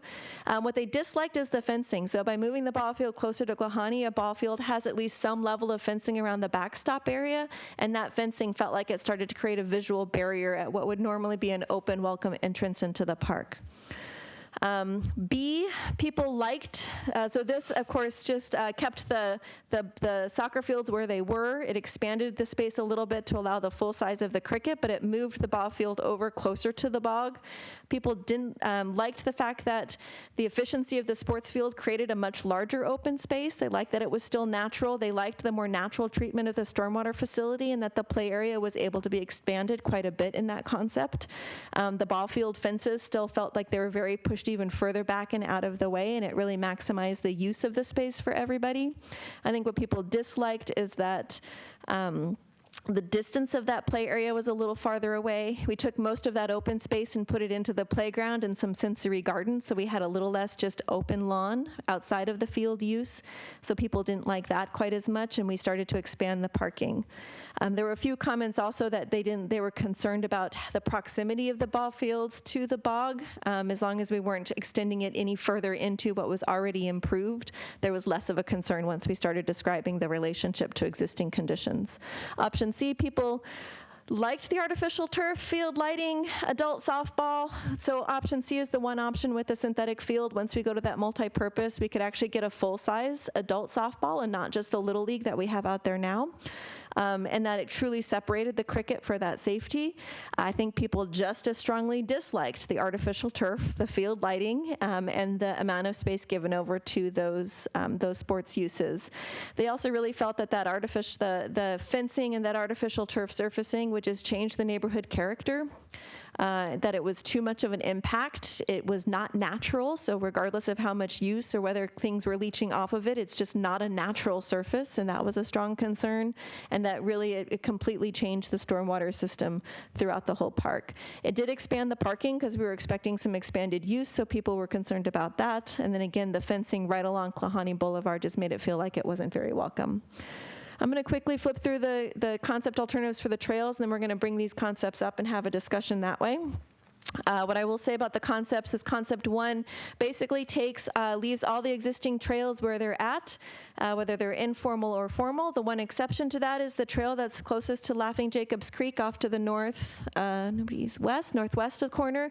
Right now that trail is actually really close into the bog area. It's actually well within the buffer, and so this concept would actually relocate that trail outside of the buffer area as well. So it basically, and then in addition, there's there's an existing trail from the street end. You can kind of see it down in the middle of the park towards the south end. There's an informal trail from there through that woods area behind the houses up towards Laughing Creek. This concept would actually remove that trail. So it basically takes even the existing trails that were within the buffer areas and pushes them all the way out where we can. Concept 2 starts to take those trails that are existing and leaves them in place. They could be all natural trails. Just because it's a solid line doesn't mean it's paved. And it does start to bring in some overlook areas for education closer to the program spaces. And so these don't really build a whole lot of new trails. It just basically kind of formalizes the trails that are out there. And then option 3 takes it one step further and further connects all of the trail system all the way around the park. What people liked mostly was option 1. They liked to preserve the bog, keep everything further, and even removing trails where it felt like people really didn't need to be into the bog. There was some comments about how we treated the very north end about Southeast 32nd Street, but it was more about separation. Concept 2, they liked the overlook, but they really wanted to keep it minimal. They liked that we expanded a little bit into the school to do some interpretive around their wetland trail, but they disliked anything that went behind the homes. Option 3, they really only liked whatever was shown in option 2 and didn't like anything else. So they didn't like trails behind, they didn't like the full loops, and they felt that the overlooks were taken too far. So discussion, we wanted to focus on just the topics of the athletic fields, gathering areas, parking, and the trail locations to try and really just understand that mix and match of what people are interested in. And then after that, we've got some next steps of the online survey, preferred concept development, our public workshop number 3 in August, and then ultimately to try and come back with a preferred concept to City Council in October. Great. So with that, Juliet and I will go ahead and set up our easels and then bring some Sharpies and start having a more casual discussion with everybody.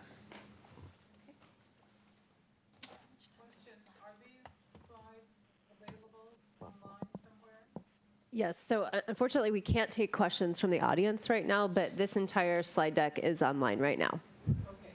Yes. You can, okay, so to avoid having a bunch of conversation, let me just say that the packet and all this material can be found on the city's website. If you go there under government, city council, agendas and meetings, you will find a link to tonight's meeting that will have all of the meeting topics. And while they're setting up, I will also say, relative to communications by the city, the best way to stay plugged in on this and any particular topic is to go to the city's website in the right top-hand corner.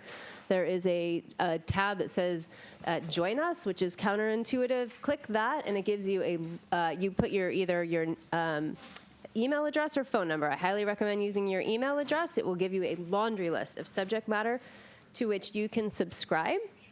And that allows you to get emailed anytime the city or the Parks Commission or there's an open house that's going on relative to this project or anything else. That's road projects. So many of you are in Klahania, Squaw Falls City Road. Out that way too, there are an abundance of materials living on the city's website. And then you'll get an email with materials sent to you if you subscribe to the city's list of items there. And there are a lot of things you can subscribe to. This is one of them.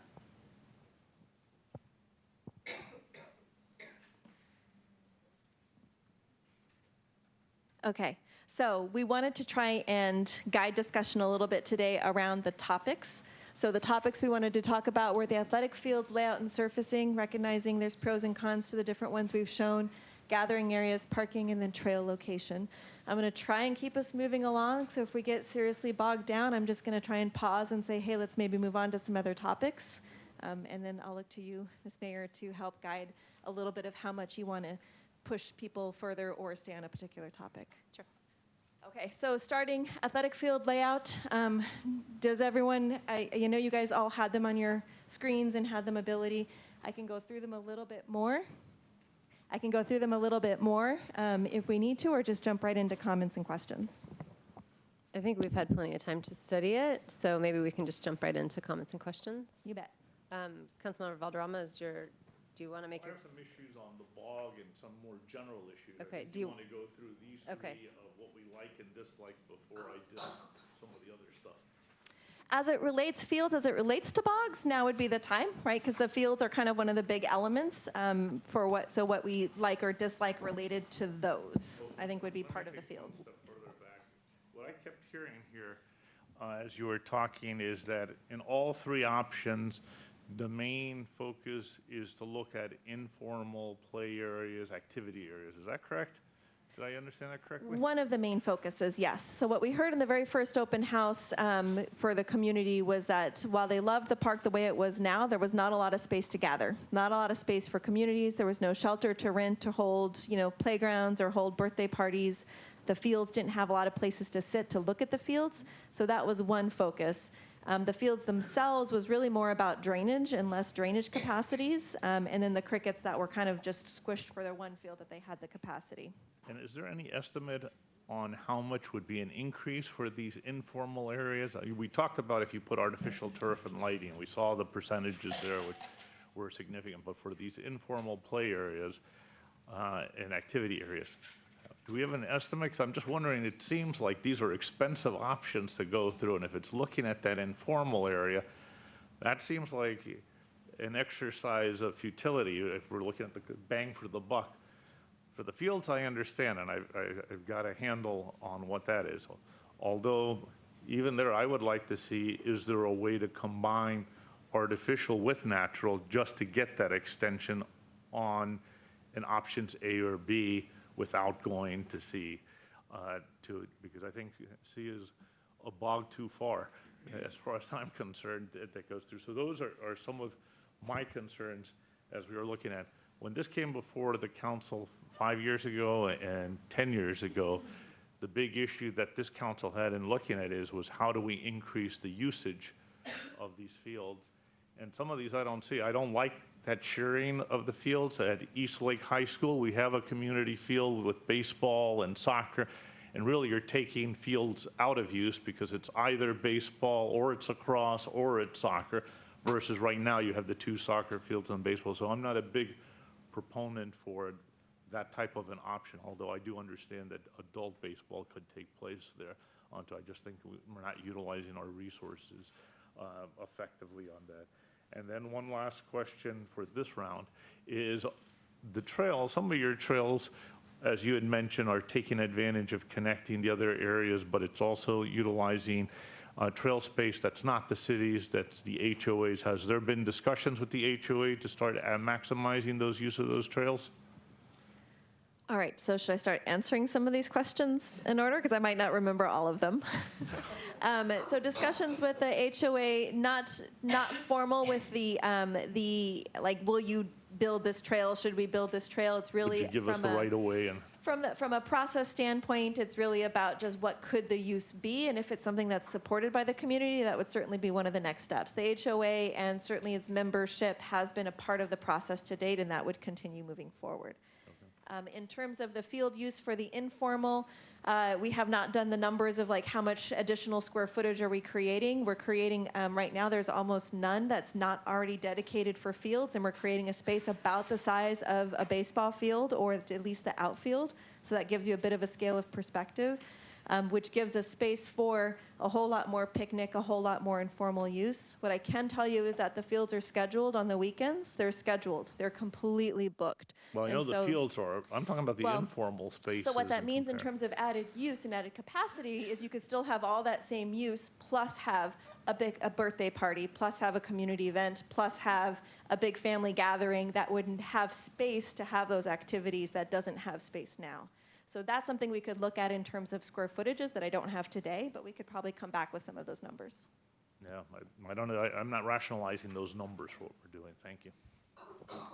Okay. Hank. Looking at concept C, one of the downsides you mentioned is that you have the artificial turf close to the street, you have the fencing close to the street, the play area is small. Is there a possibility of flip-flopping the artificial turf and the grass so that the artificial turf fields are further north and the grass fields? It seems to me that might eliminate the fencing concerns early. It might feel more welcoming from a standpoint of you have the grass fields up close to the road and the artificial turf. Does that Yeah. Is that a possibility? It certainly is a possibility. The one downside of why we didn't do that is the safety concerns you heard from the cricket, the gentleman that spoke earlier, and that we've heard as part of our process. Having the cricket pitch close to where the playground, the restroom, the rest of the support facilities are, has a greater sort of more uses around and more to potential conflicting uses, as those kids don't realize that cricket really does extend out as far as it does. And so that's where some of those conflicts occur. If you were to do that, this doesn't really fit further on this side because our power line comes at that angle. So you certainly could. You would want to, then we'd look to other reasons to try to kind of resolve some of those conflicts with the potential cricket use.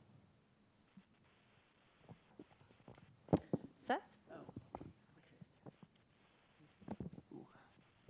Yeah, so one of the comments I heard, I feel like I need to clear up, and that was regarding the safety of artificial turf. I'm very active in 2 corporate leagues currently, one an Ultimate Frisbee League and one a Flag Football League. And we play on both a variety of natural and turf, and we loathe playing on natural grass, particularly because during the rainy season, which in Washington is 10 months out of the year, those fields get torn up from extreme usage, and you get essentially what are potholes in the grass. And so I was a little kind of off put when I heard, safety of artificial turf was a negative.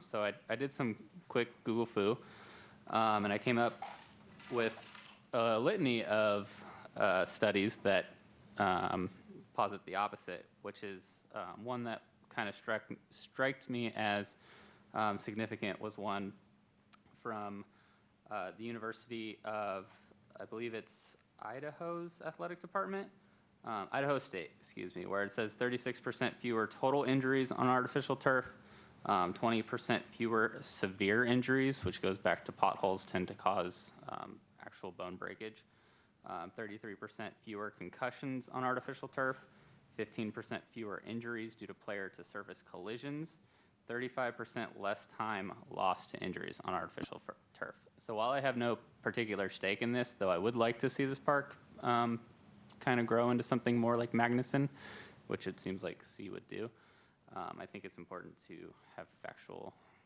evidence when discussing this. So. Jason?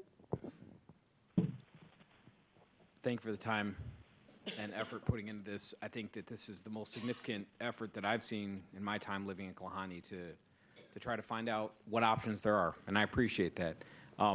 The 2 questions I have relative to the sports field deal with the stormwater vault and the bog. Has there ever been, I guess relative to the bog, let me start there.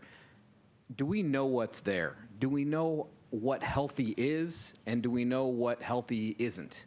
Do we know what it is? Is there a baseline, and are we aware of, what it could be? What is a healthy bog? How do you measure? You know what I mean? I don't even know. So, I mean, I think I can sit here and talk about how I think the lights are a bad idea. I can sit here and say I think the turf's a bad idea. But at the end of the day, we're talking about usage and for families and getting out there. And I think that, what Seth brought up is a good point. I mean, there's a lot of back and forth, but we don't know the current status of the bog. And when we talk, the big thing that jumps out to me is the stormwater, right? We need to capture the stormwater before it goes in.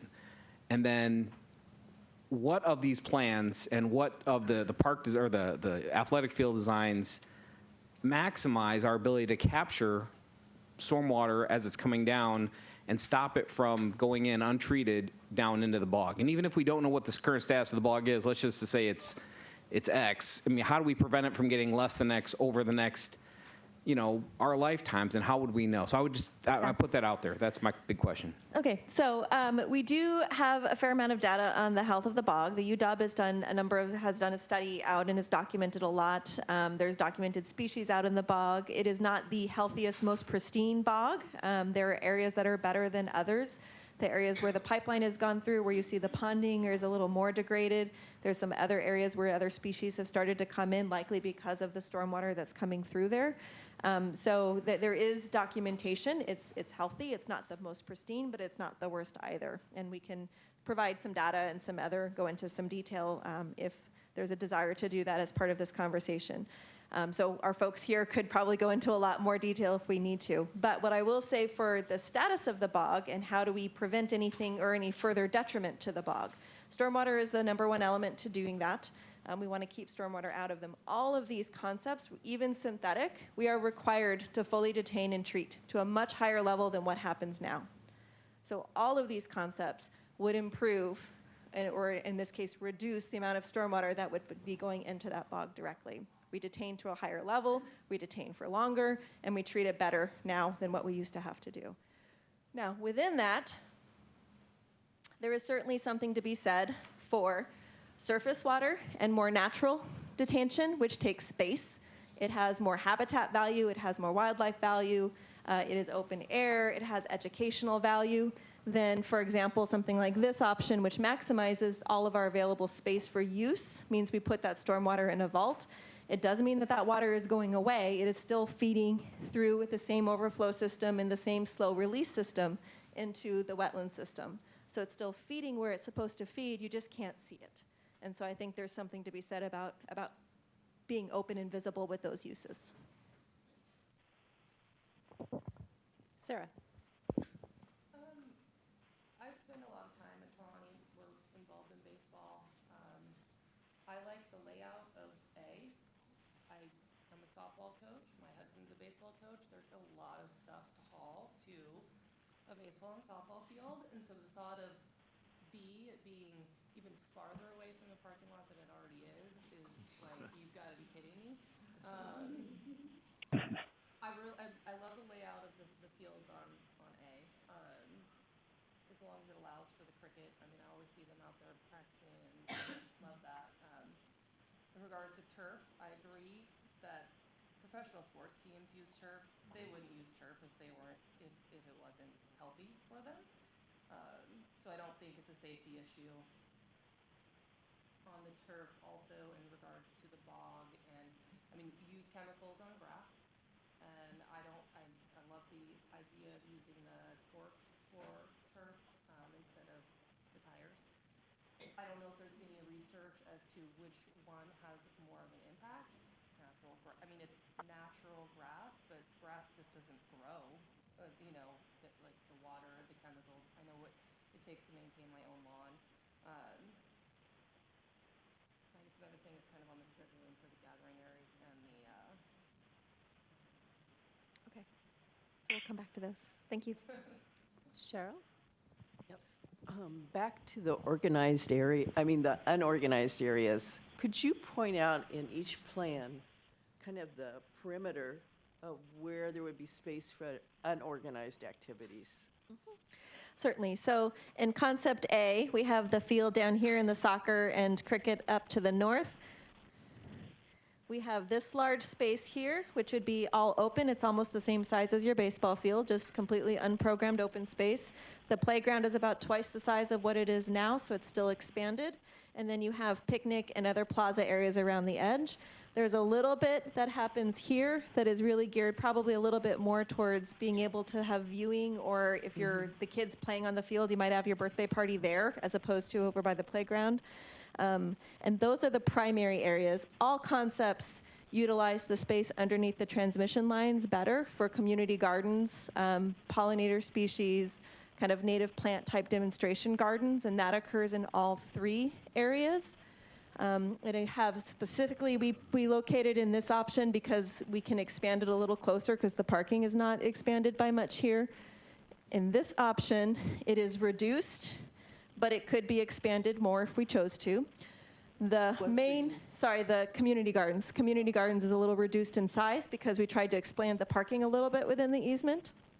The main open space happens here. So it starts to feed into the power line, but we do that because we're sloping and we're using more sensory type gardens as part of the play area. We have a larger play area, and then we have a smaller sloped lawn area through here. This is that stormwater system that takes up much more space but is more natural, so it starts to feel like it's part of the open space, but it's not usable open space. That happens primarily here, and then there's a smaller one here, here, and here. So we scatter them a little bit more besides just the central focus here. And this option, it is tucked in between the fields and the parking lot, and then it's part of a sloped lawn that occurs between the two fields to help create some of that separation. So it looks like it's a lot less on C. This has less. This is probably the largest in terms of a physical open lawn space. This has the largest in terms of more picnic, play, garden kind of areas, as well as open space. Second question, what would you do with the stormwater on A then, in terms of rain gardens or anything? Yeah, so again, mix and match, right? So this option A, in order to just minimize footprint, which was a big part of this, just minimize footprint of disturbance at all, we kept the stormwater pond essentially as is and just would expand it a little bit to handle some added capacity that we would have in the plaza and open space areas, and just to bring it up to what would be a current code. There's nothing to say that you couldn't take this more natural system that we show in B. You could do the same thing over in A. For that matter, you could also do it in C, but it would start to have to feed into that power line, which just becomes more complicated. Done? Pam? Great. So you don't have to remember. I'll take my questions one at a time, so you're good. Doing pretty good. You're doing great. One of the points that someone made that I thought was a really great point that we could probably give to the Parks Department to come back on, which is in terms of turf and lights, there may be other parks that are not bordered by homes that may be better options in terms of that usage, so just something to consider beyond that. One question I have, though, is do we understand how construction in each of these options would impact the bog, right? So we're focused on sort of when it's done, what the impact would be, but there will be construction impacts for each one, and do we understand what those are and what they are relative to each other? They're going to be, so we have looked at that in terms of what is the limit of our disturbance during construction. All of these options, if you were to build them all at the same, like the entire concept all at once, have a similar footprint in terms of disturbance. This option, C, probably is just more constrained, so there's maybe a little higher risk because you are building some walls right at those edges in order to keep our footprint very small. Other than that, like slight risk associated with just more structure that you're building, the physical footprint between all these options stays essentially the same. So construction access, construction disturbing soils, disturbing trees, all of that stays the same. The one other exception I would say is in option A, we preserve that little grove of trees out by the rock, so that has something that's unique to A that in these other two options would not be possible because of the way we've oriented the fields. Great. How would the increased impervious surface of increasing the parking lots impact that stormwater over time? So similar as mentioned before, so any increase in impervious surface, we have to treat and detain, right? So that the increased surface that we've had in each of these options is accounted for in the size and the capacity of the stormwater systems we're showing. So in this option, we increased it the most. It's all under a vault. It really just affects the cost more than anything, including over time. In the second option, it increases the more natural system some. So we have kind of an added cell here that you wouldn't necessarily have to have maybe if you didn't have some added some added parking improvements. But because we're improving everything all together, you're going to have some of those increased stormwater systems. So what it affects long term is really more just in terms of maintenance. You have to maintain a stormwater now. You're going to have to maintain the pond in the future. There's probably some increased maintenance associated with an increased size, particularly of a natural system versus a vaulted system. But there is maintenance in all cases. And you talked about the turf field increasing the heat factor, but in option C, you also have the largest parking lot. So you're going to have a much bigger impact in terms of temperature on option C, aren't you? We are. There's surface water that would basically be contained in the vault, though, right? No, So but not everything is surface getting water, contained. just the heat. Oh, the heat. Yeah, so heat island effect. Yeah. Heat island effect would be greater in option C than in other options Right, as well. because of both the parking lot and the artificial turf.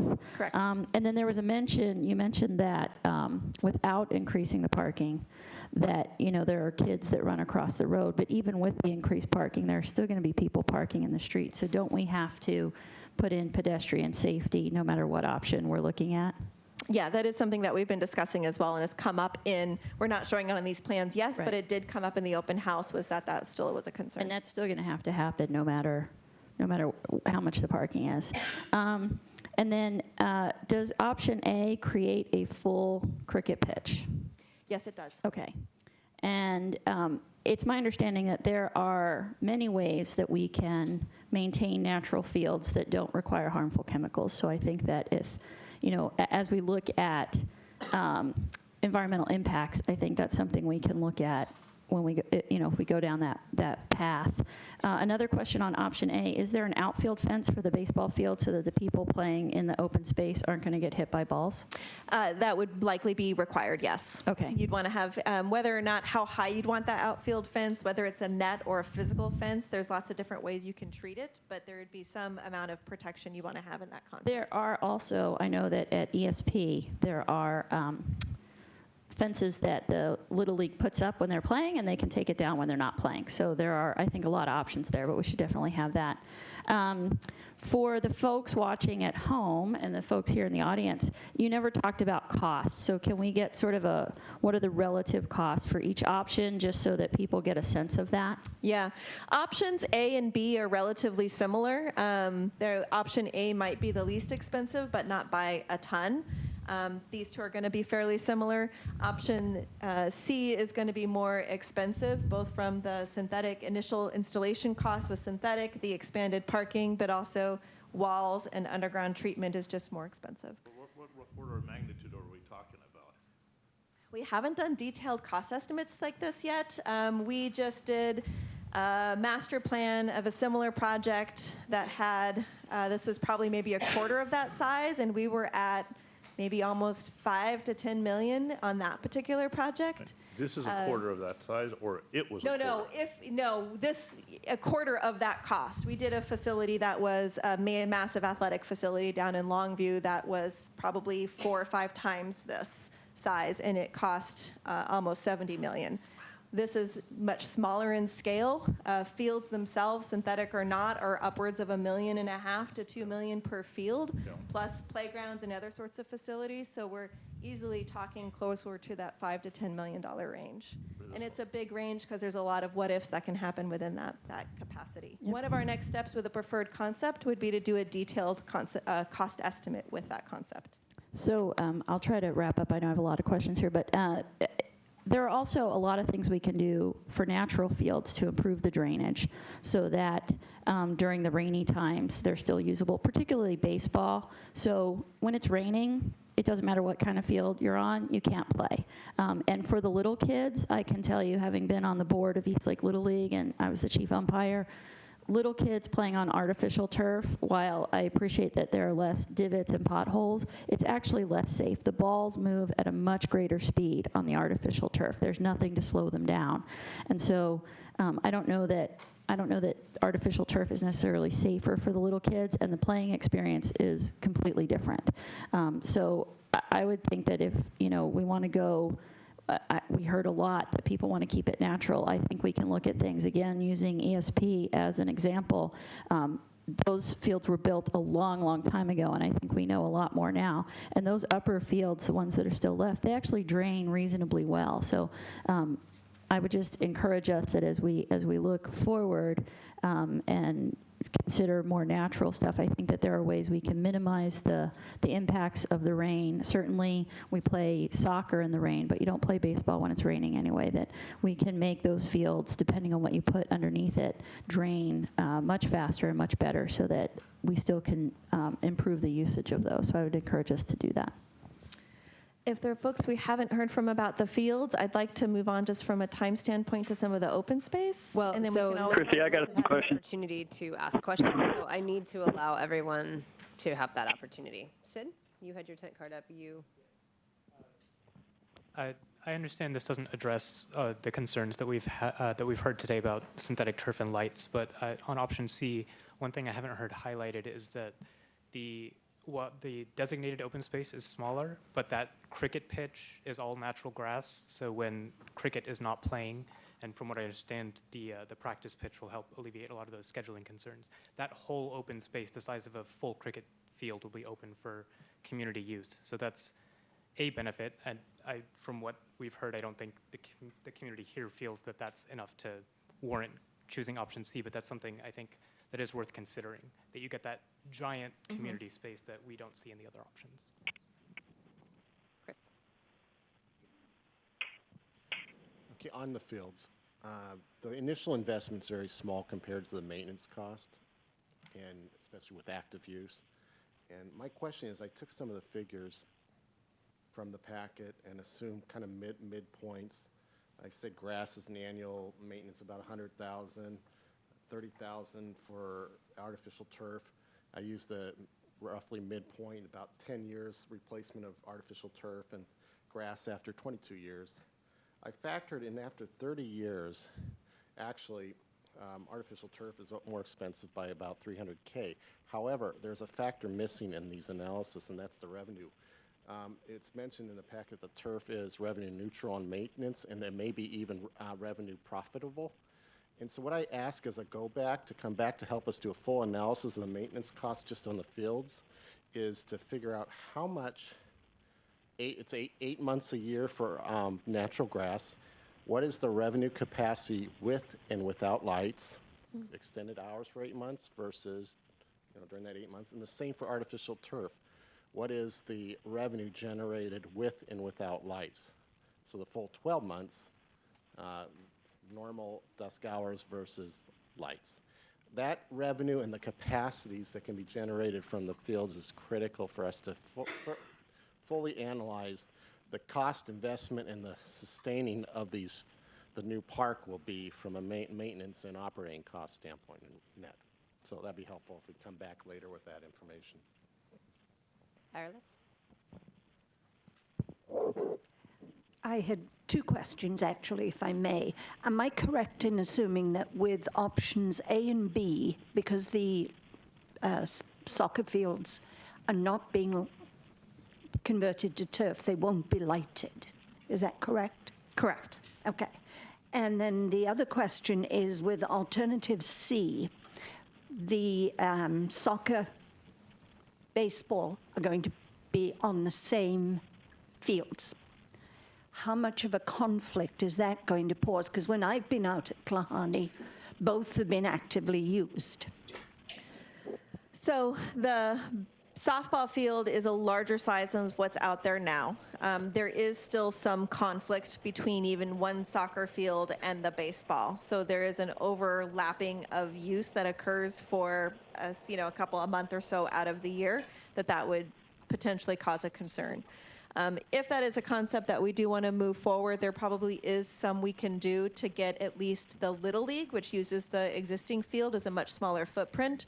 So one of our things, if this was to move forward, is to look to see that the Little League stays outside of a soccer, which is what your currently use is predominantly for. And it's only if you used the adult that might happen. We have a little bit of capacity on this side to potentially shift and make that work a little bit better. Tom, did you have comments? I do. I got some questions. And I guess there's just a threshold question, and this is probably more for Angie, but why do we need to do anything? And the reason I'm asking, and I heard it from Ramiro and Chris, the cost-benefit balance, I'm not seeing, if it's going to be $5 or $10 million, I'm not seeing the benefit of adding some more available space to have a picnic may not be worth it. I'm just trying to figure out. Right. Thanks, Tom. So in looking at Klahani and being annexed into the city recently, part of that process is bringing that into the community. And this was a King County maintained park for 20-some years that had a different level of service. And so we've done some minor improvements to the park to help with that. But this is an opportunity to kind of bring this Klahani Park into the fold, into the entire Sammamish Park system, and take a look at this park and how it functions within the system, within the city, and provide services and opportunities and recreation and preservation and education to the Sammamish community within our existing system.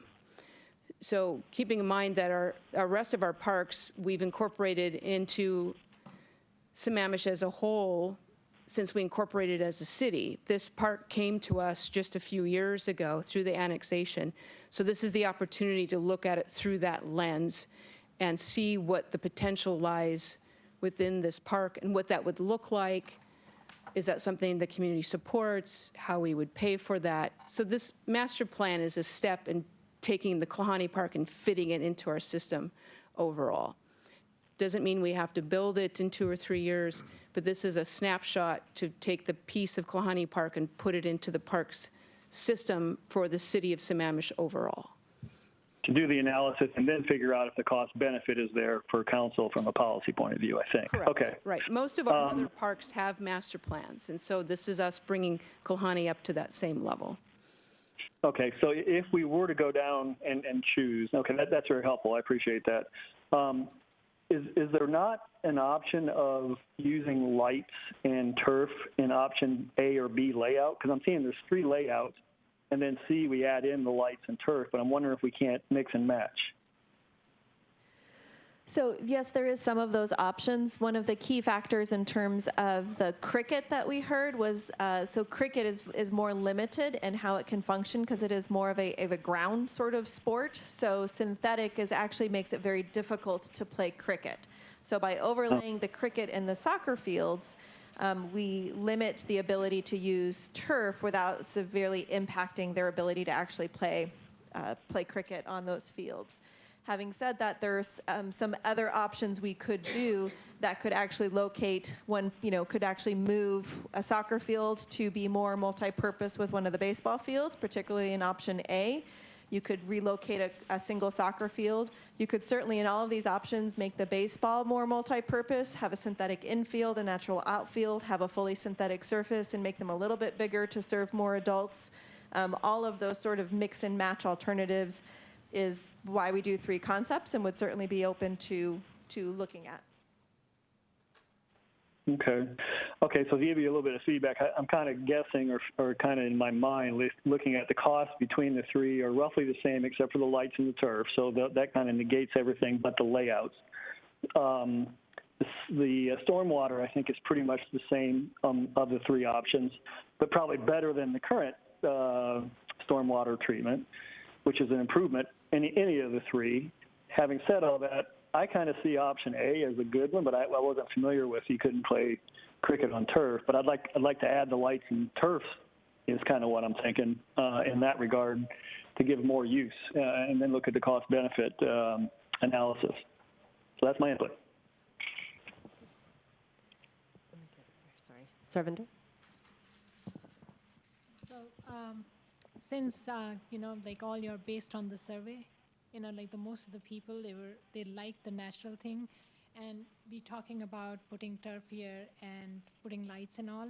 And since this is a new park under Sammamish and we're trying to bring it in the fold and kind of like provide the same kind of services here, are we also looking at a bigger picture that what all existing parks are, can we convert them into turf without impacting any natural resources around it, or we are just focusing on this as one-off in isolation? So, and about the lights also, like you talked about the turf versus natural grass. There is nothing about the mention about the expense on the light and the heat which is going to be generated by the lights. So that is also going to be 2 factors there. Do you want to respond to the element, or maybe Angie, about if other fields are also being looked at for converting to synthetic? So I apologize. I'm a little hard of hearing, so I didn't hear the question entirely. So the question is, are we also looking at, is the city also looking at converting other fields within other parks to synthetic surface as well, or are we looking at Klahani only in isolation? It is always an option. We have 2 other parks that do have ball fields in them, Pine Lake Park and Beaver Lake Park. Pine Lake is pretty limited as far as the size of the open flat area in that. It is always an option, but probably not a great return on investment for Pine Lake for the size that it is. Beaver Lake Park is considerably larger with a number of baseball fields, and I believe we have looked at artificial turf. The master plan for that park does, I believe, incorporate synthetic turf into that project. Yeah, so my question was more like leaving this, more natural because it is, bordering to the bog and all that stuff. So maybe it will cause more impact naturally later on down the line. So maybe we can look at the entire thing and, instead of this park converting into turf, maybe some other park which is better candidate and not this one. So that was.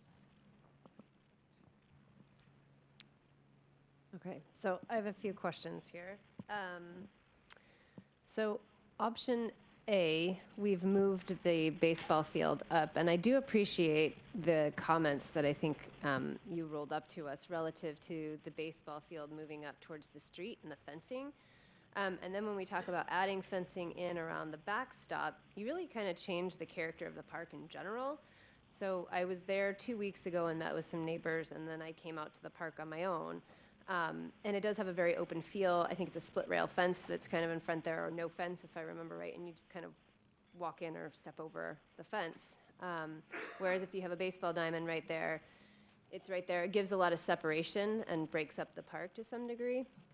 I wonder if you looked at rearranging the pieces of the puzzle on option A a little bit.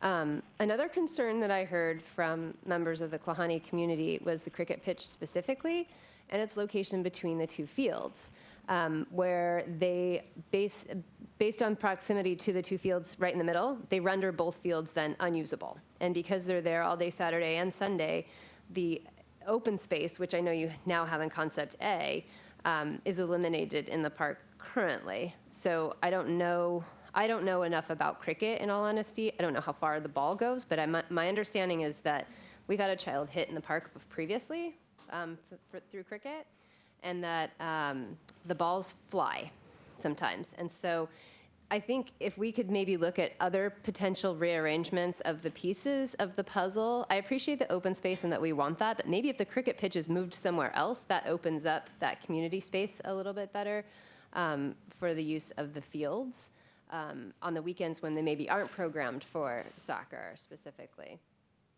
Let me look through my notes if you don't mind here.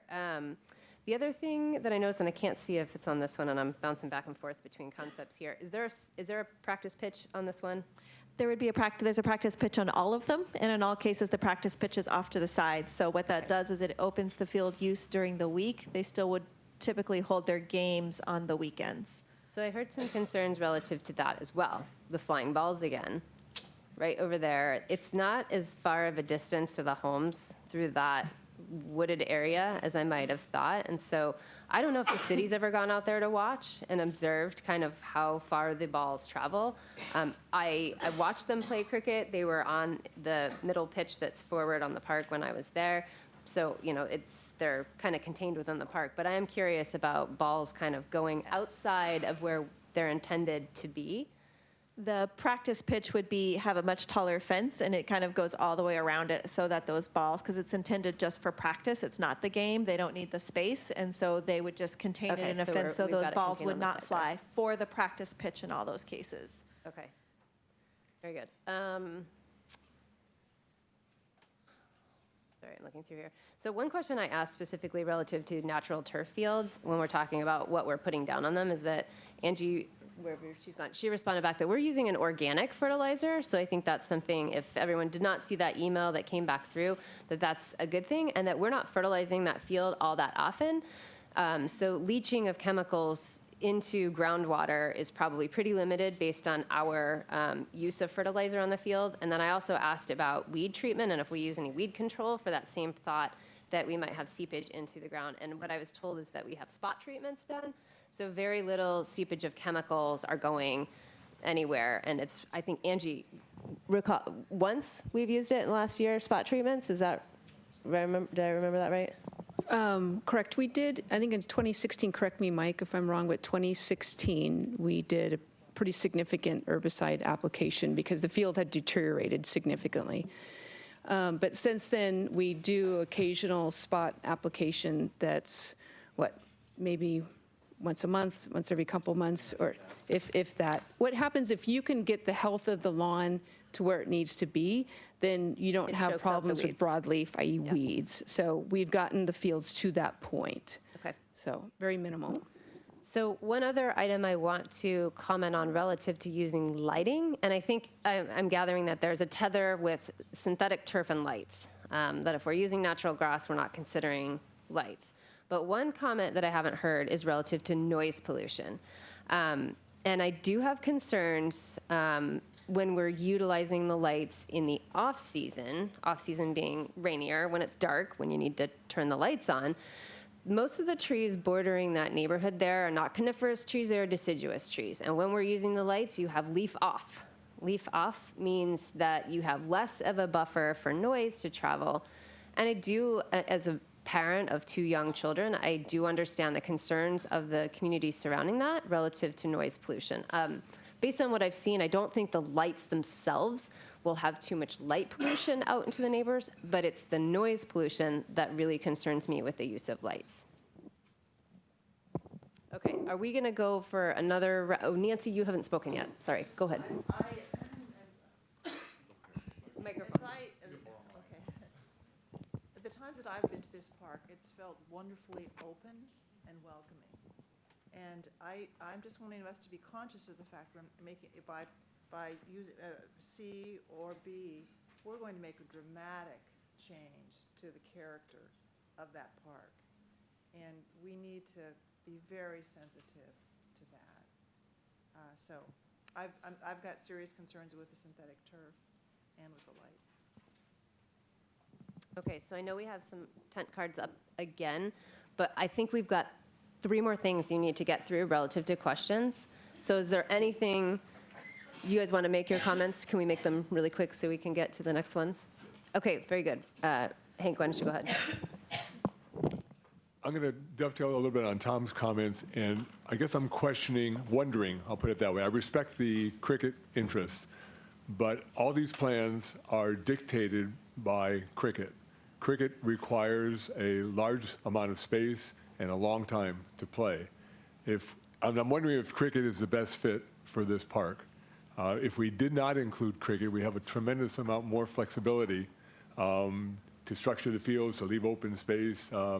And if cricket, if we looked at we got the schedule for April, then cricket is something like 174 hours, is the way I calculate. And I heard 300 people are involved in it, and I would imagine we have a lot more kids involved, a lot more players involved with soccer, lacrosse, baseball. So I wonder if it makes sense, as I said, to include cricket in this park. I realize there's limited options elsewhere, perhaps down at the state park in Issaquah, that might be a better place. I'm questioning whether if we were not to include cricket, would we have a lot more flexibility? Is it a good fit for this park? Romero? A couple comments and questions. First of all, you had mentioned the off-season. I don't know of an off-season. I have 4 kids that have played Premier in high school. There was no off-season. You go year-round on the sports, and we're really in demand for the fields.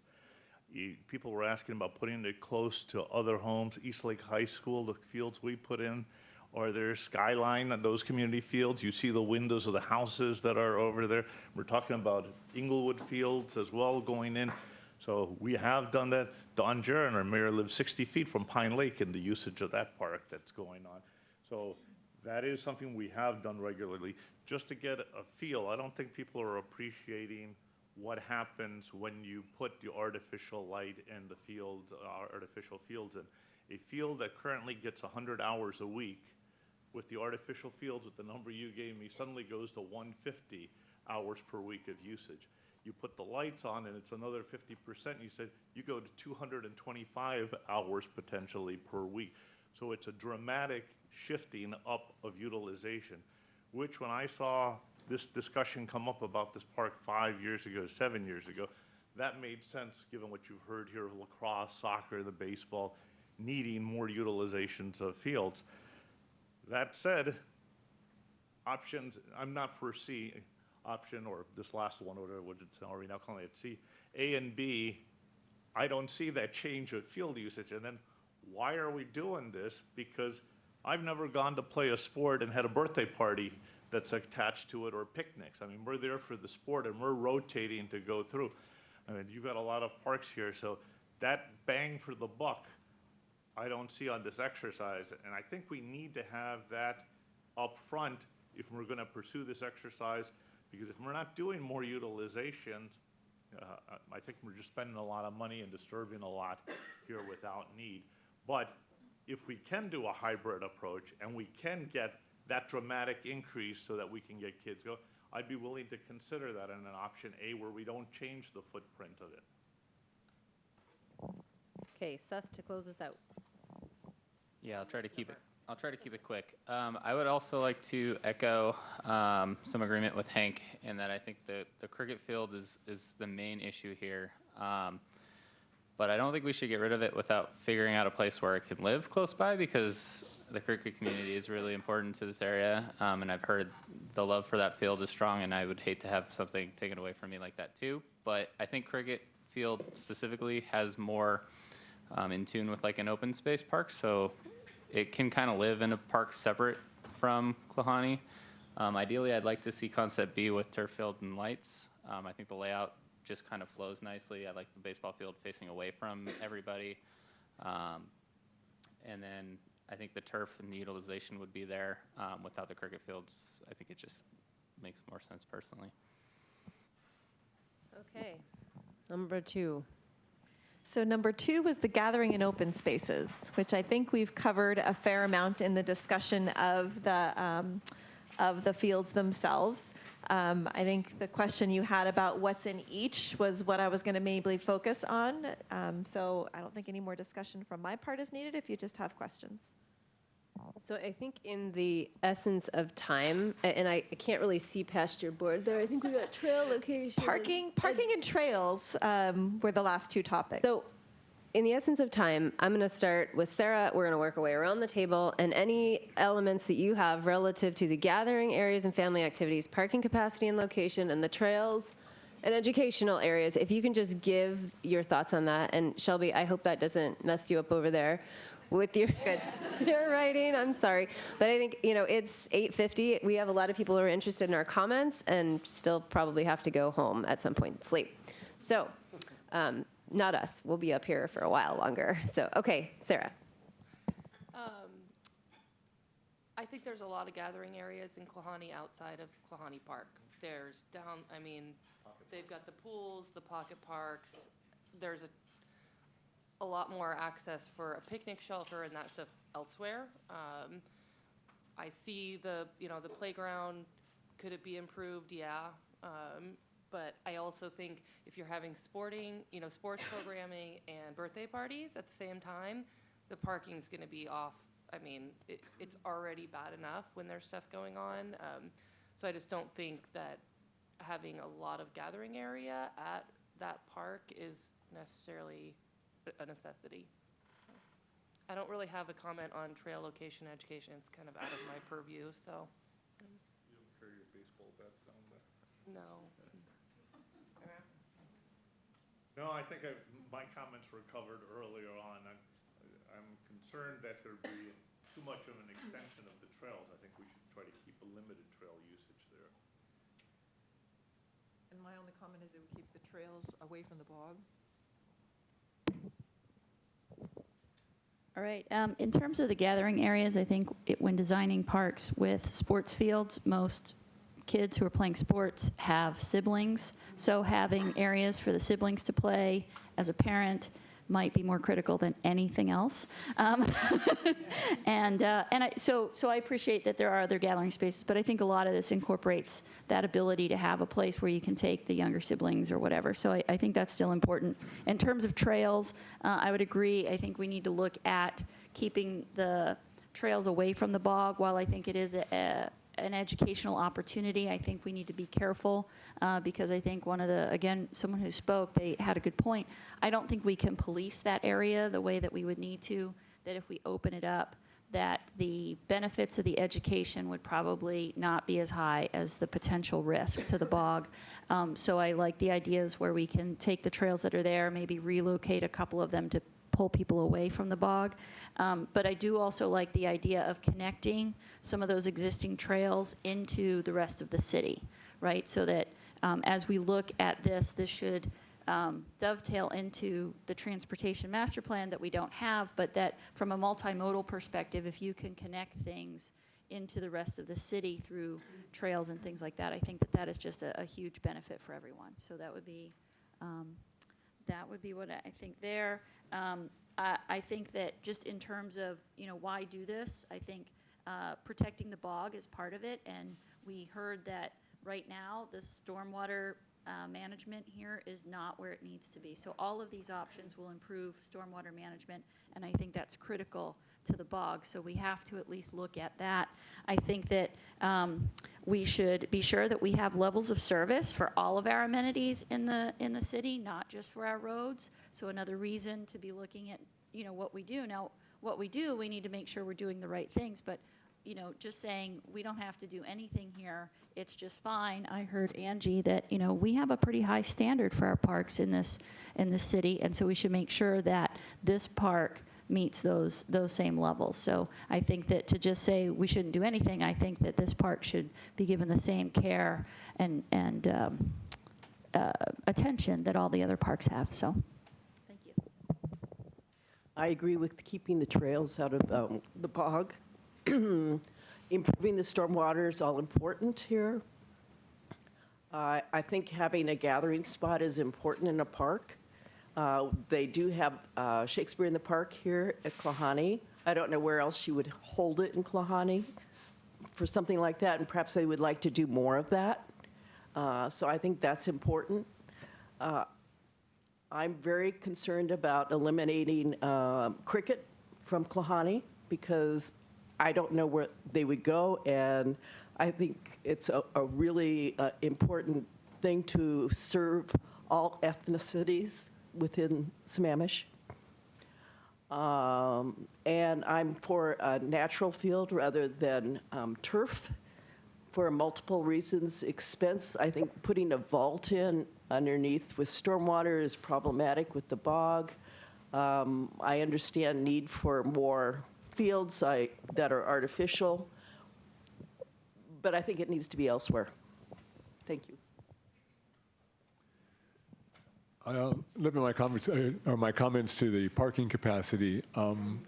I think the more parking we have within the park, the less space we have within the park. There's a lot of off-street parking available.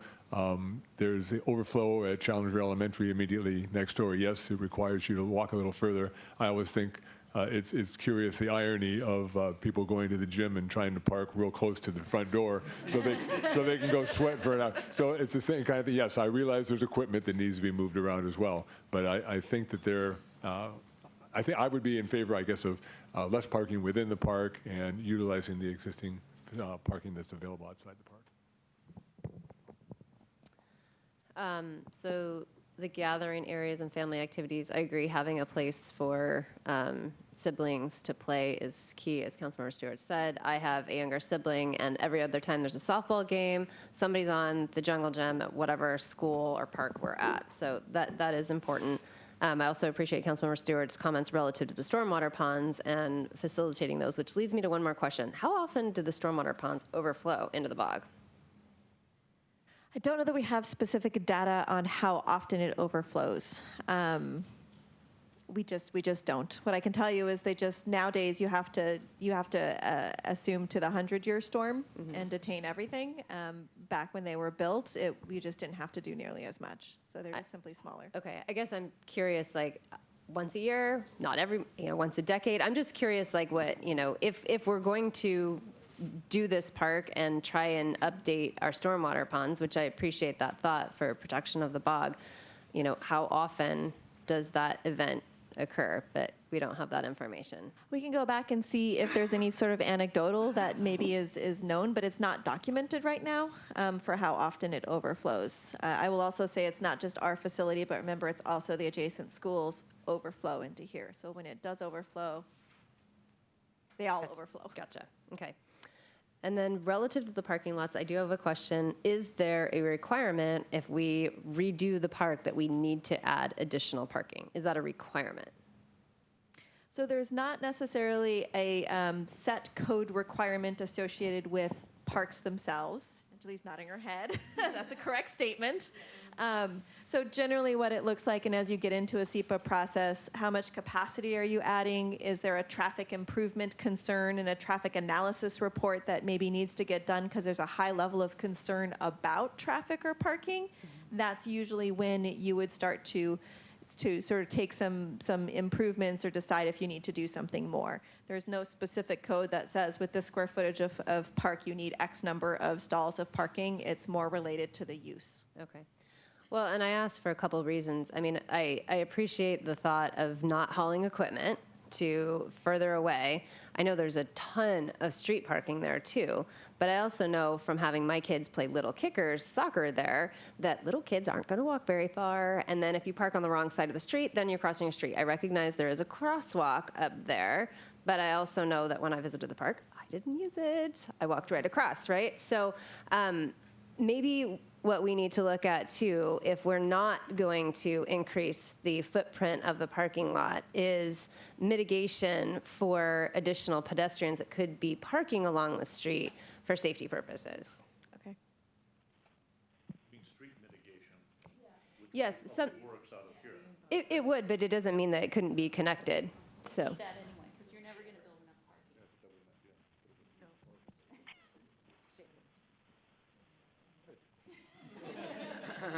Hello. Wow, you know, you got to ask. Hello.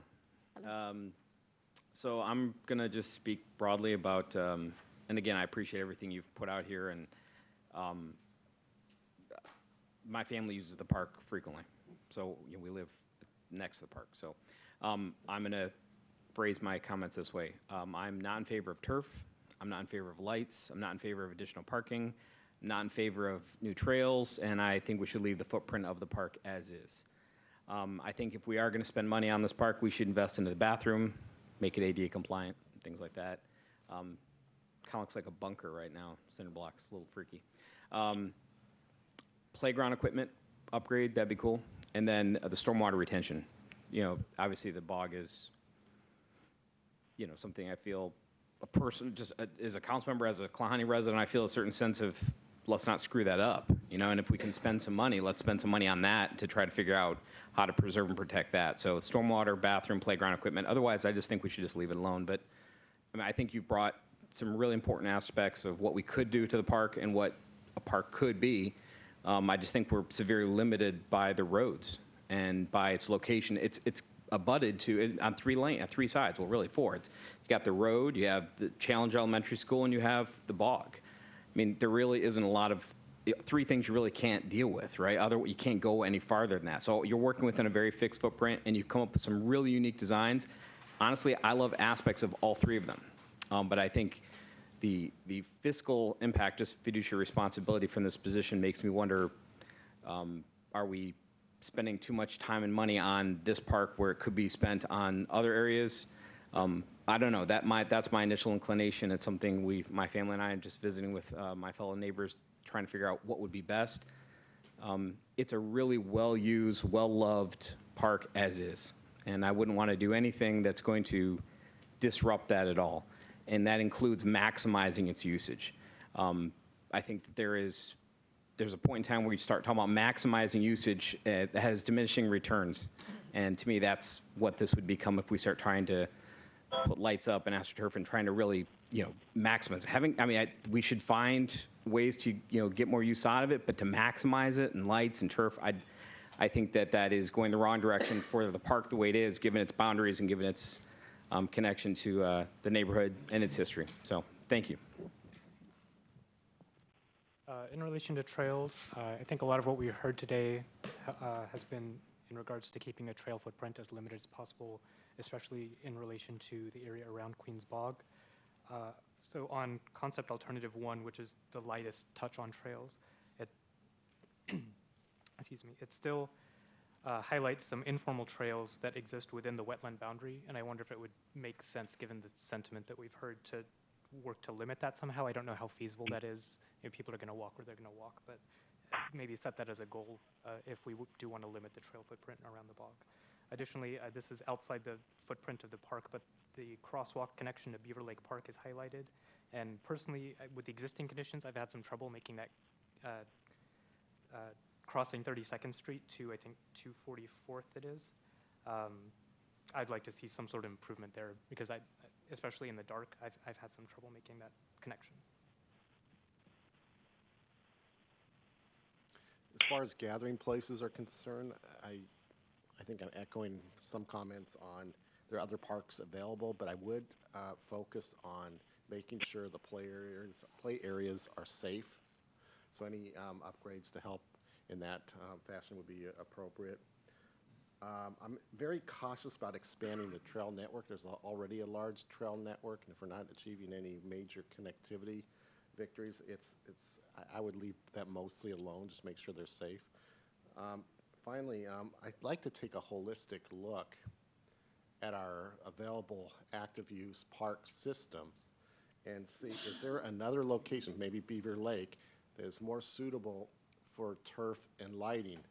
And the point that Mayor Malchow mentioned, I was meeting with some neighbors as well, and it really was less about the lights to many neighbors, it's about the noise generated by the activities on the park.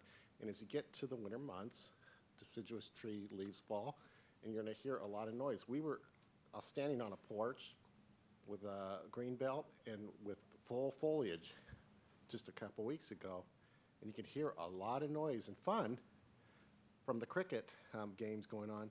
But is that tolerable year-round, long hours with lights in a residential neighborhood? And that's the concern I have, is the light and turf best placed in Kalahani? Let's look at other options, and it especially seems kind of crazy to spend a lot of money when the community that we're affecting itself mostly are against changing a lot. So let's put our money where it's best utilized, expand usage in our total park system, and take a more holistic view of this.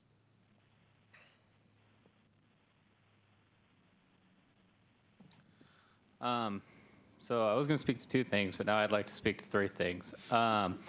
As far as the parking goes, I don't think it should be expanded. I think the more natural space, the better. I think people can walk, make your kids carry the gear, it builds character. As far as the trails go, I don't think you'll find a bigger trail component or proponent than me. I'm actually going out for a 4-day excursion to restore a lost trail at the WTA this weekend. That being said, these type of trails in residential parks tend to be more built for the residents of the area, whereas the sports fields tend to be more for the community. Not a lot of people would travel to the trails to walk them, so I'd say defer to the residents of Kalahani, and they seem to not want to expand the trail system. So I would echo that sentiment. As far as the noise pollution goes, this is kind of weird for me because I just recently purchased a house in Sammamish, and as I was looking for places, I feel like one of the things you consider when you buy a house in proximity to a park is the usage of the park, and like limiting that usage just seems kind of strange to me. It's always like, it just kind of reminds me of the people that like buy a house under an airport and then ask the planes to turn off their engines. So, I mean, I get it. Like, you want to be able to enjoy your house. And I would imagine the houses in Kalahani, they're very nice and have good soundproofing. I don't know how often people are on their porch, if that's a good enough argument to dissuade utilization. Just my 2 cents. Just a couple of comments. I agree we should not be expanding the parking. We can use that space for better things.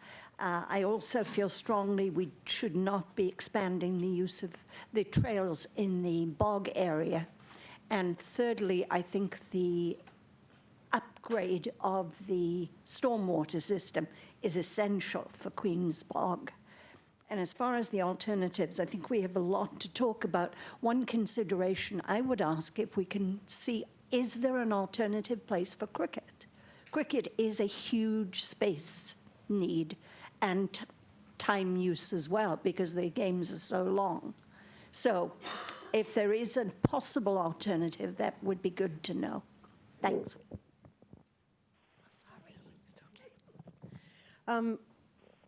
I have a sense that although Klahani is classified as a community park because of its size and some of its uses, I have a sense that the residents really view it as a neighborhood park. And I think we're trying to push some of the community park features into a place that might not be suitable physically, but certainly is opposed by the residents.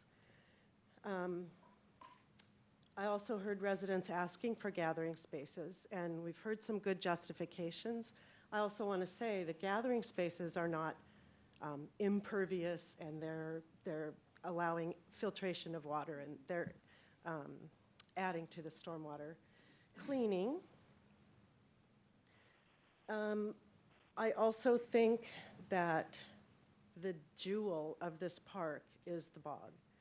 And in thinking about anything that we're going to do in the park, the bog, protection of the bog should be our #1 priority. It might not be pristine, but I think our goal should be to bring it back to pristine, if at all possible. I do know that when bogs are injured, it may take decades or centuries to bring them back to pristine, but that's not a bad goal. And so if you're looking at protection as our #1 priority in this park, that means keep people away from the bog. I know there are places that have bogs, they don't want people to know. They don't broadcast them. They just try to, whatever jurisdiction they're under tries to keep them from being visited. And I can understand the educational opportunity, but bogs are wetlands, and we have wetlands all over the city, close to schools. There are programs through schools where the kids get to learn about wetlands. And I don't think that this bog needs to be an educational experience, especially if you're going to. I'm horrified that there's a pipeline easement. Did it go under? Did it go through? I mean, that just, it's complete. I mean, that's damage to the bog.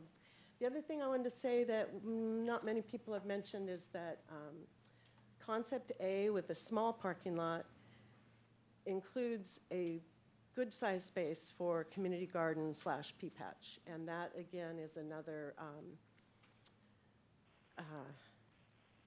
pervious use of land. And there's a significant waiting list right now for spaces. People are actively waiting for spaces. That's all. And the last word. All right. So there are many things. I totally agree with Jason on the thing that there are a lot of improvements which we can do, and keep that thing in mind that if we're making all those changes, if we're putting all that money, and this is for what? You know, is it that we are trying to just convert into more like a park with a lot of noise in there? And seriously, this noise thing, we live very close to Eastlake, and we wait for the season to get over so we can sit outside. They are on the speaker and they are shouting. And so that noise has to be controlled. If it is so close to the community and everything, this is a this is a location with a lot of constraint. And if you're creating something new, if you're changing something new, you do not want it to drive those people away. You do not want it, you want to fold them into the city if it is recently came to the city, instead of doing something with it which they do not feel very comfortable with, and keeping it more natural. And so that's the one thing, like put your focus on the improvements, you know, the water facility, water treatment, and the restrooms and all the play areas and everything. Trails, the #1 was good. I do not know what that trails are basically used for, or it's just like walking or biking. So what you're gonna do with them, and the new trails you're putting them in there. So I have no idea about that. But yes, keep them out from the bog as much as possible. And as she said, like, yes, there are lots and lots of educational activities and educational opportunities outside. If we need to bring it back in a more, like, making it more pristine, so let's keep those trails out of that so it has a chance to breathe in again. And parking also, I like the parking in the A, because parking will always be a problem in Sammamish, in any park, wherever you go. Whether you go to a hike or wherever, you have to go early morning, so that's a problem. So parking is fine. And gathering space, yes, you do need a gathering space. I highly, highly advocate that. We would not have survived lacrosse matches like back to back if there was no gathering space for my son. Like, he would have probably like made holes in our head. So yes, we do need that gathering space. So A seems like have a bigger gathering space, and the same thing, if there is a cricket thing, and as I heard, it's being used extensively, if it is used on all the weekends, then that kind of like that space is not available. And cricket, like, I mean, yeah, I grew up in a country watching cricket. I am not too much fan of it now. It just, too much waste. No, yeah, I'm a soccer fan. I'm a basketball fan, but not the cricket. It's just like too much waste of time, you know. You're just like throwing ball and just throwing it away. So, and the ball can really hit your head. Like, ball do fly far, far away. So maybe we need to find some other park, other place where this cricket pitch can go, and you have more open space, and it is more like, you know, the soccer ball, it never can hurt you. It can never injure you, or most likely.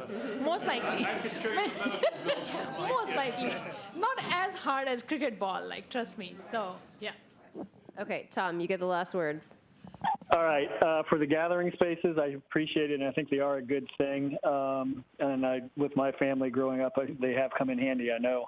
The only question I have in this context is the cost benefit, and I kind of question that, but I think without the cost, it's kind of hard to really figure out. Number two, on the parking, I'm kind of indifferent. I think I heard people say make them walk, or I think people just make it work. If they want to go to the park, need to go to the park for a sporting event, they will find a place to park. On the trails, number three, I'm not a proponent of expanding the trails, and especially to keep it out of the bog. I'm also the kind of person that doesn't rewatch movies or reread books. So one thing I don't like is to go on a little bit of a hike and then have to turn around and hike back and see the same thing. I actually am one of those that would like trail number three to have a connection as long as it's far enough away from the bog. Okay. Hopefully you've got all of our input on this topic. Thank you very much. Having the three designs up here in front of us, I think, was helpful as well. So thank you. We did. We got what we needed. Thank you very much, and thanks for the extra time. So, Council, it is 9:15. We still have one more topic with, I know we have two more topics, but we have one more topic that overlaps with our Parks Commission. Everyone okay with taking a small break here? Yeah. Okay, very good. If I can get the commissioners and council members back up here to the table. We're going to dive into our second issue here. No, it's allergies. That's why I was choking. All right. Okay, so our next discussion is the Lake Washington School District athletic scheduling by the city. The grass. Do we have Angie in here? Yep. I'm over here this time. Okay. Yep, mixing it up. Take it away, Angie. Yeah, so the good news is I can guarantee this will take less time than the last topic. Unless you guys want to talk about it for 3 hours, that's fine. We'll be gone by then. So again, good evening, Madam Mayor, council members, Park Commission members, and member of the public still here, a couple of them. Thank you. Yeah, yay. So the next agenda item presented by the Parks and Recreation Department tonight is a consideration of athletic facilities scheduling proposal from the Lake Washington School District. So we currently manage the scheduling of community athletic fields, both on city facilities as well as the East Lake High School community fields. And this would actually extend that service to include 11 additional fields.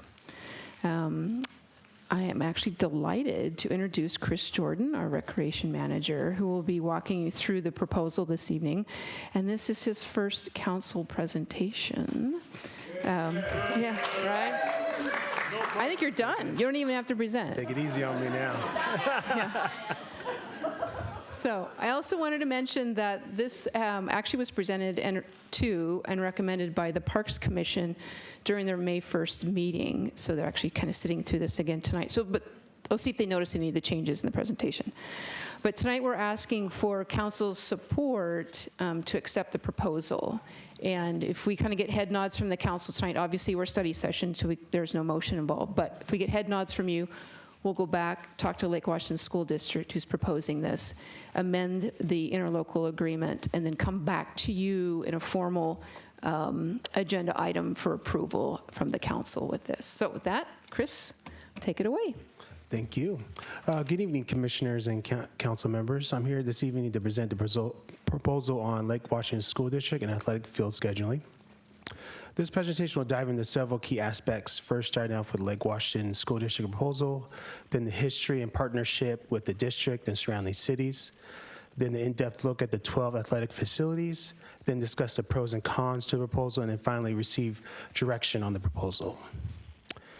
Council members, should the city accept the proposal by Lake Washington School District to schedule district athletic facilities within city limits?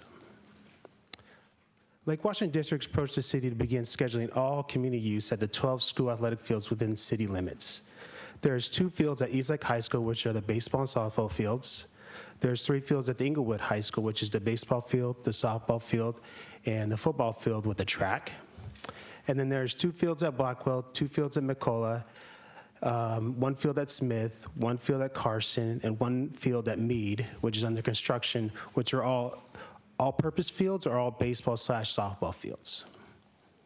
The district would continue to provide maintenance at those 12 fields, and the city would schedule community use on weekdays from 4:30 to dusk at the elementary and middle schools, 5:30 to dusk for the high school fields, and in the weekends, there'd be 9 to dusk for all 12 fields. This proposal would increase current scheduling agreement with the district because the city schedules all community use at East Lake Community Fields since 2006. The city has a good and long-standing relationship with Lake Washington School District. In 2016, the city and the district completed construction on 2 synthetic fields at East Lake High School, which are known today as community fields. The interlocal agreement with the district provided the city to schedule all community use at those 2 fields from 5:39 on weekdays and 9 a.m. to 9 p.m. on weekends. Then in 2013, the city and district completed renovation to the high school baseball field by installing synthetic turf. This provided another field for community use from 5:30 to 9 on weekdays and 9 a.m. to 9 p.m. on weekends. The school would use the field until 9 p.m. on weekdays starting in March and ending in June for their high school baseball team.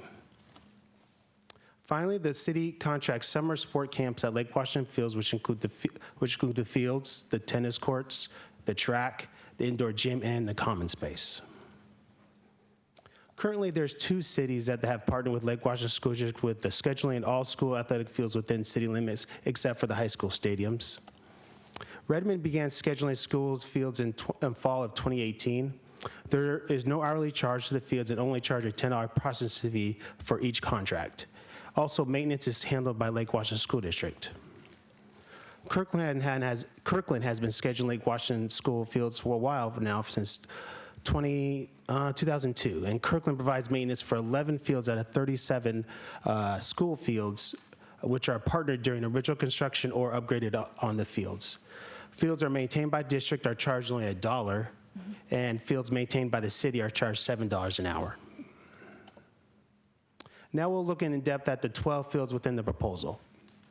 East Lake High School field, which would be a high demand by community because of the synthetic infield and the grass outfield with irrigation and turf warning tracks, but there is no lights and only can be rented out till dusk.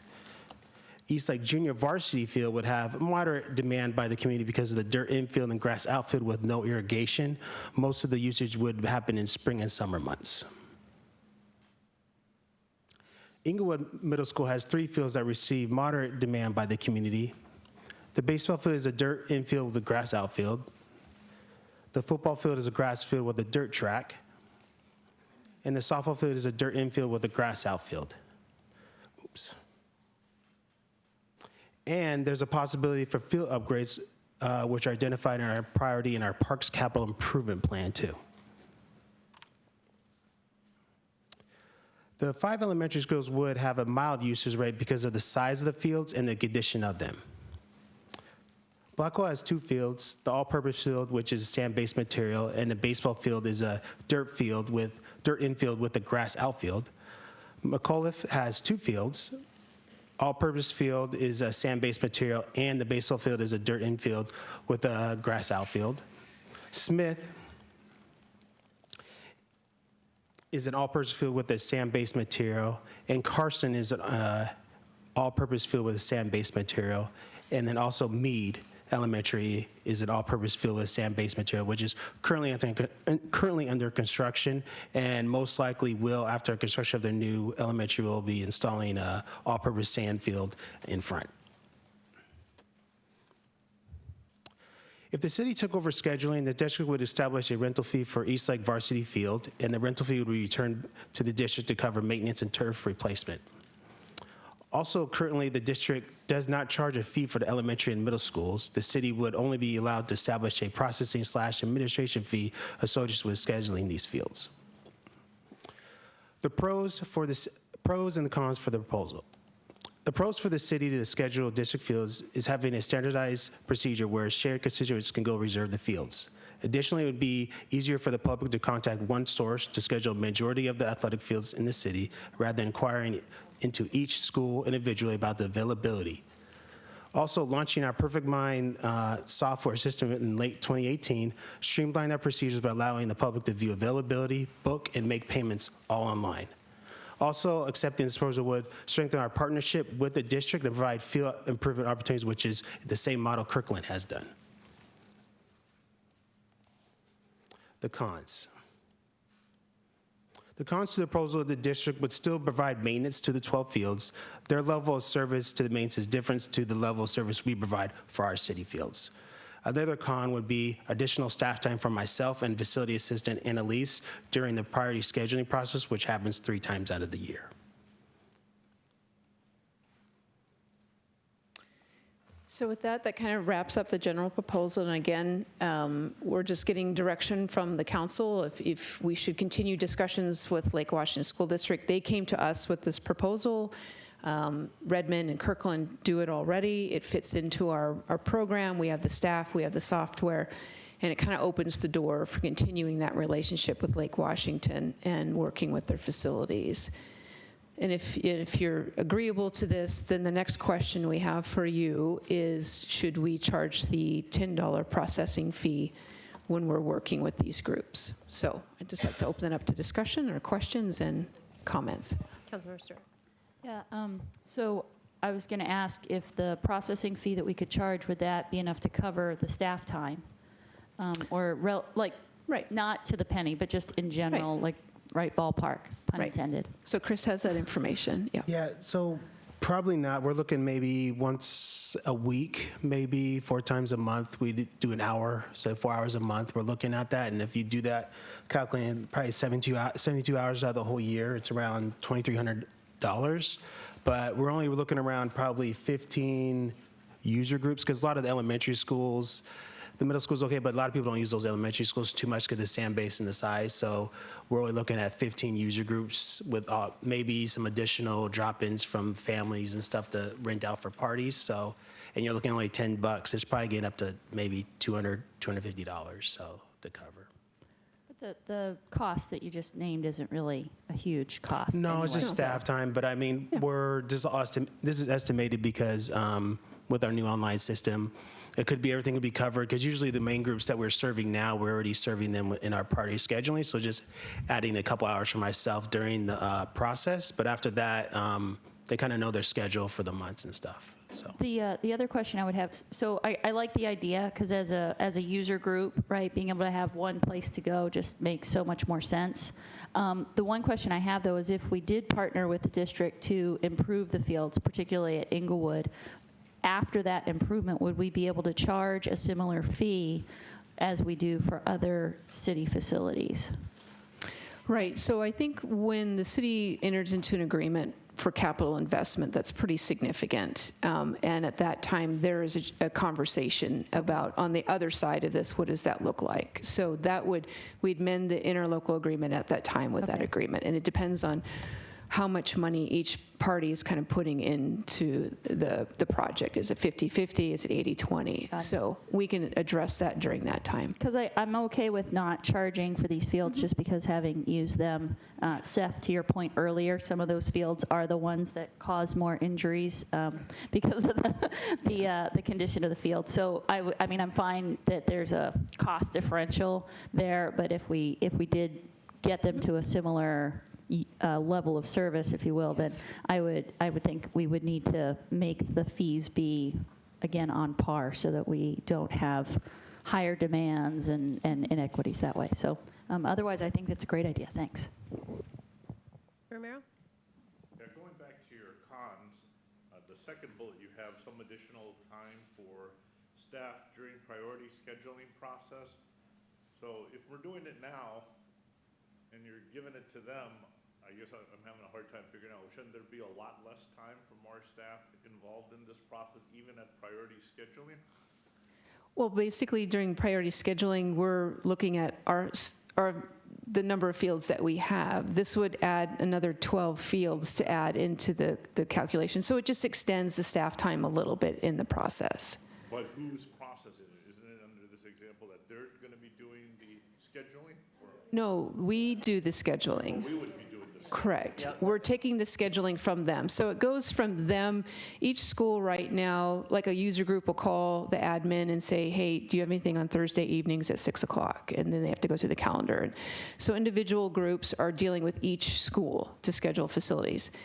This situation releases the school from scheduling the facilities. The city takes over scheduling all the facilities. So reversal then, because a few years ago, they wanted the scheduling that was taking place, especially on the community fields, and we had to go through the whole argument of how much time they were utilizing at that point. So that's Issaquah School District. So keep in mind that we had the agreement with them that we used to schedule their facilities, and then we did the improvements.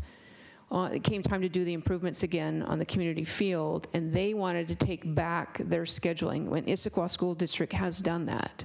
Okay. So we no longer do that with Issaquah School District. All right. So What's the effect as far as, if any, is it revenue neutral? I mean, we're talking about the priority scheduling versus the processing applications fees. Is there been a sense of that? right, we won't break even. We'll probably take a loss of maybe a couple $1,000s over the course of the year, but it's also a great public service for our community user groups. Very, very convenient for them. We're talking in that magnitude of just Yeah, a couple thousand. it's All right. it's minimal. So I think Angie needs an answer to the Yeah. first question, Yeah, which just is basically, general. shall Yeah. we proceed forward with discussing with Lake Washington School District? So just, I'm seeing. Yeah, general I'm seeing a lot of head nods. Yep. So, yep, we'll proceed with that then. Okay. And we'll come back to you with the formal amendment to the ILA to formalize it at some Okay. point. Angie, you had a second question up there, which was on the $10. Oh, it was the $10 Yes. processing Do you fee. want us to kind of give you a sense of that now, or? Yeah, Okay. if you guys are comfortable with that, or, Is it a one-time correct. fee? Per contract is the way to look at that. So I think you got head nods, Yeah. generally Yeah. speaking. I think it's important because people won't show up if they can do it for free. I think having, Yep. a little skin in the game means that it's going to be more judicious scheduling, so. Okay. Thank you. Great, thank you very much. Chris, nice job. No, because you would have spent 3 hours on it, so, no. So we're actually, we're gonna reconfigure the room. The Parks Commission members, if you're dying to stay for the 202 conversation. So you can, thank you for all the Parks Commissioners for coming this evening. Appreciate it.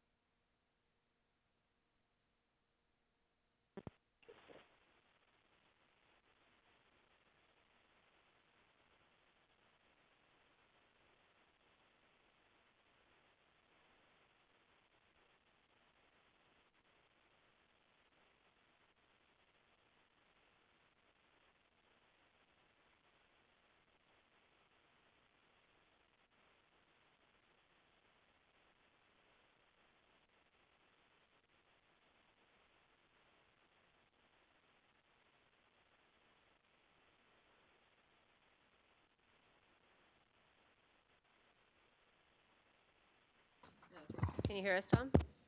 Now I got you. Thanks. Well, we should turn that back off then. Okay. All right, well, let's get rolling on this last item, which is the WASDOT draft SR 202 corridor study, and I'm going to let Rick kind of frame this discussion up for us here. Thank you, Mayor, council members. Thank you, Cheryl, for being here. Melanie as well. And you guys in the audience, yay. The diehard. This is for you. There you go. Well, thank you everybody for hanging tough tonight. Obviously, this one we want to get through as quickly as possible. But all this really is Cheryl needs your thoughts and comments, and all we're going to do is take those thoughts and comments, and you can put them on that spreadsheet, or you can send them to us, email, or say them to us tonight, and we'll put them on spreadsheets, and all we want to do is collate them by Thursday and get them to WASDOT. All WASDOT wants is just some comments and discussion from the council so they can move forward. Obviously, we had our discussion prior. Most of you probably read the whole report, but all they're looking for initially is just quick comments. So if you have a few comments, we can send it, and we can get out of here at a relatively good time. Cheryl, you want to add anything to that? No, thank you, Mr. City Manager. The only thing I want to let you know is I did send the questions that I received to date. I sent it a couple hours ago, and then we were able to get some responses from WashDOT. And I have it here if you want to see it. We did add a few more staff questions from the version that I sent you earlier today, and but we'll send the whole list out to the whole council once I receive everybody's input. So I'm not sure if, I don't know that it's really worth everybody's time to go over the questions that we have received to date. Again, just as Mr. City Manager indicated, if you want to let me know right now what comments you want me to add, or you can certainly just send them to me. Cheryl, maybe you can email this to us. She did earlier Okay, today. perfect. Yeah, I haven't seen Well, it. we added a couple of. Okay. Yeah. We added a few staff minor edit or comments at the bottom of the list, but this was sent to you several Like hours ago. 3 o'clock or something. Yeah, I haven't checked my email since then. Okay. Thank you, Mayor. I got a question. Go ahead, Tom. What's the goal of providing feedback? What's the next step, and what's WASDOT going to do? So WashDOT is finalizing the draft report. They will send it to the state legislature later this month. And so they're just wanting feedback from all the stakeholders, just so they can make final edits before it goes to the state legislature. For the report, so it's not ideas of what else they could do next or whatever. It's just to finalize the report. Okay, thank you.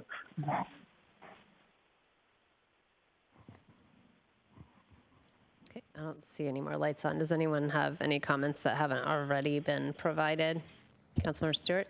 So Cheryl, it's already in the mail that I sent you, but on page 36 of the report, line 26, they make reference to the City of Sammamish TMP. And we should correct that to say that the goals that they discuss there are from the transportation element of our comp plan, not our TMP, because we don't have one of those. Okay. So, and then I think you captured everything else that I had asked about. I can send a clarification, because the question I had about 180th, they misunderstood that, so I'll clarify that and send that back to you tomorrow. Okay, that'll be great.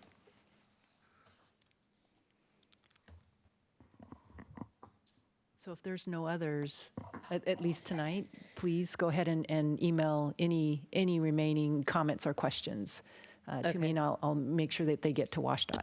So they don't necessarily need by page number and line number as the comment sheet they have set up. Is that your preference, or just? That is the preference, just so they're crystal clear what section you're talking about. But if it's kind of a general comment, then that's fine. Okay. Mr. City Manager. Thank you, Mayor, Council. Yeah, if you look at this item in front of you, They don't reference the page number or line number based on the questions that were earlier today. So if you have a thought and you want to put it down there, I think it'll be okay. But if you can reference the page number, that would just make it easier for them so they can get the exact wording. But comments are good, one way or the other. So, and we'd like to get those comments no later than Thursday about noon. Yeah, so this way that staff can put it all together and then submit it and make some changes or freshen it up and then send it to WASDOT on, by Friday in the afternoon when they need it. So thank you. All right, thank you. Really? That's it? We get to go home? I think so. Oh, my God. You guys are awesome. All right. We can't leave my name up for the night.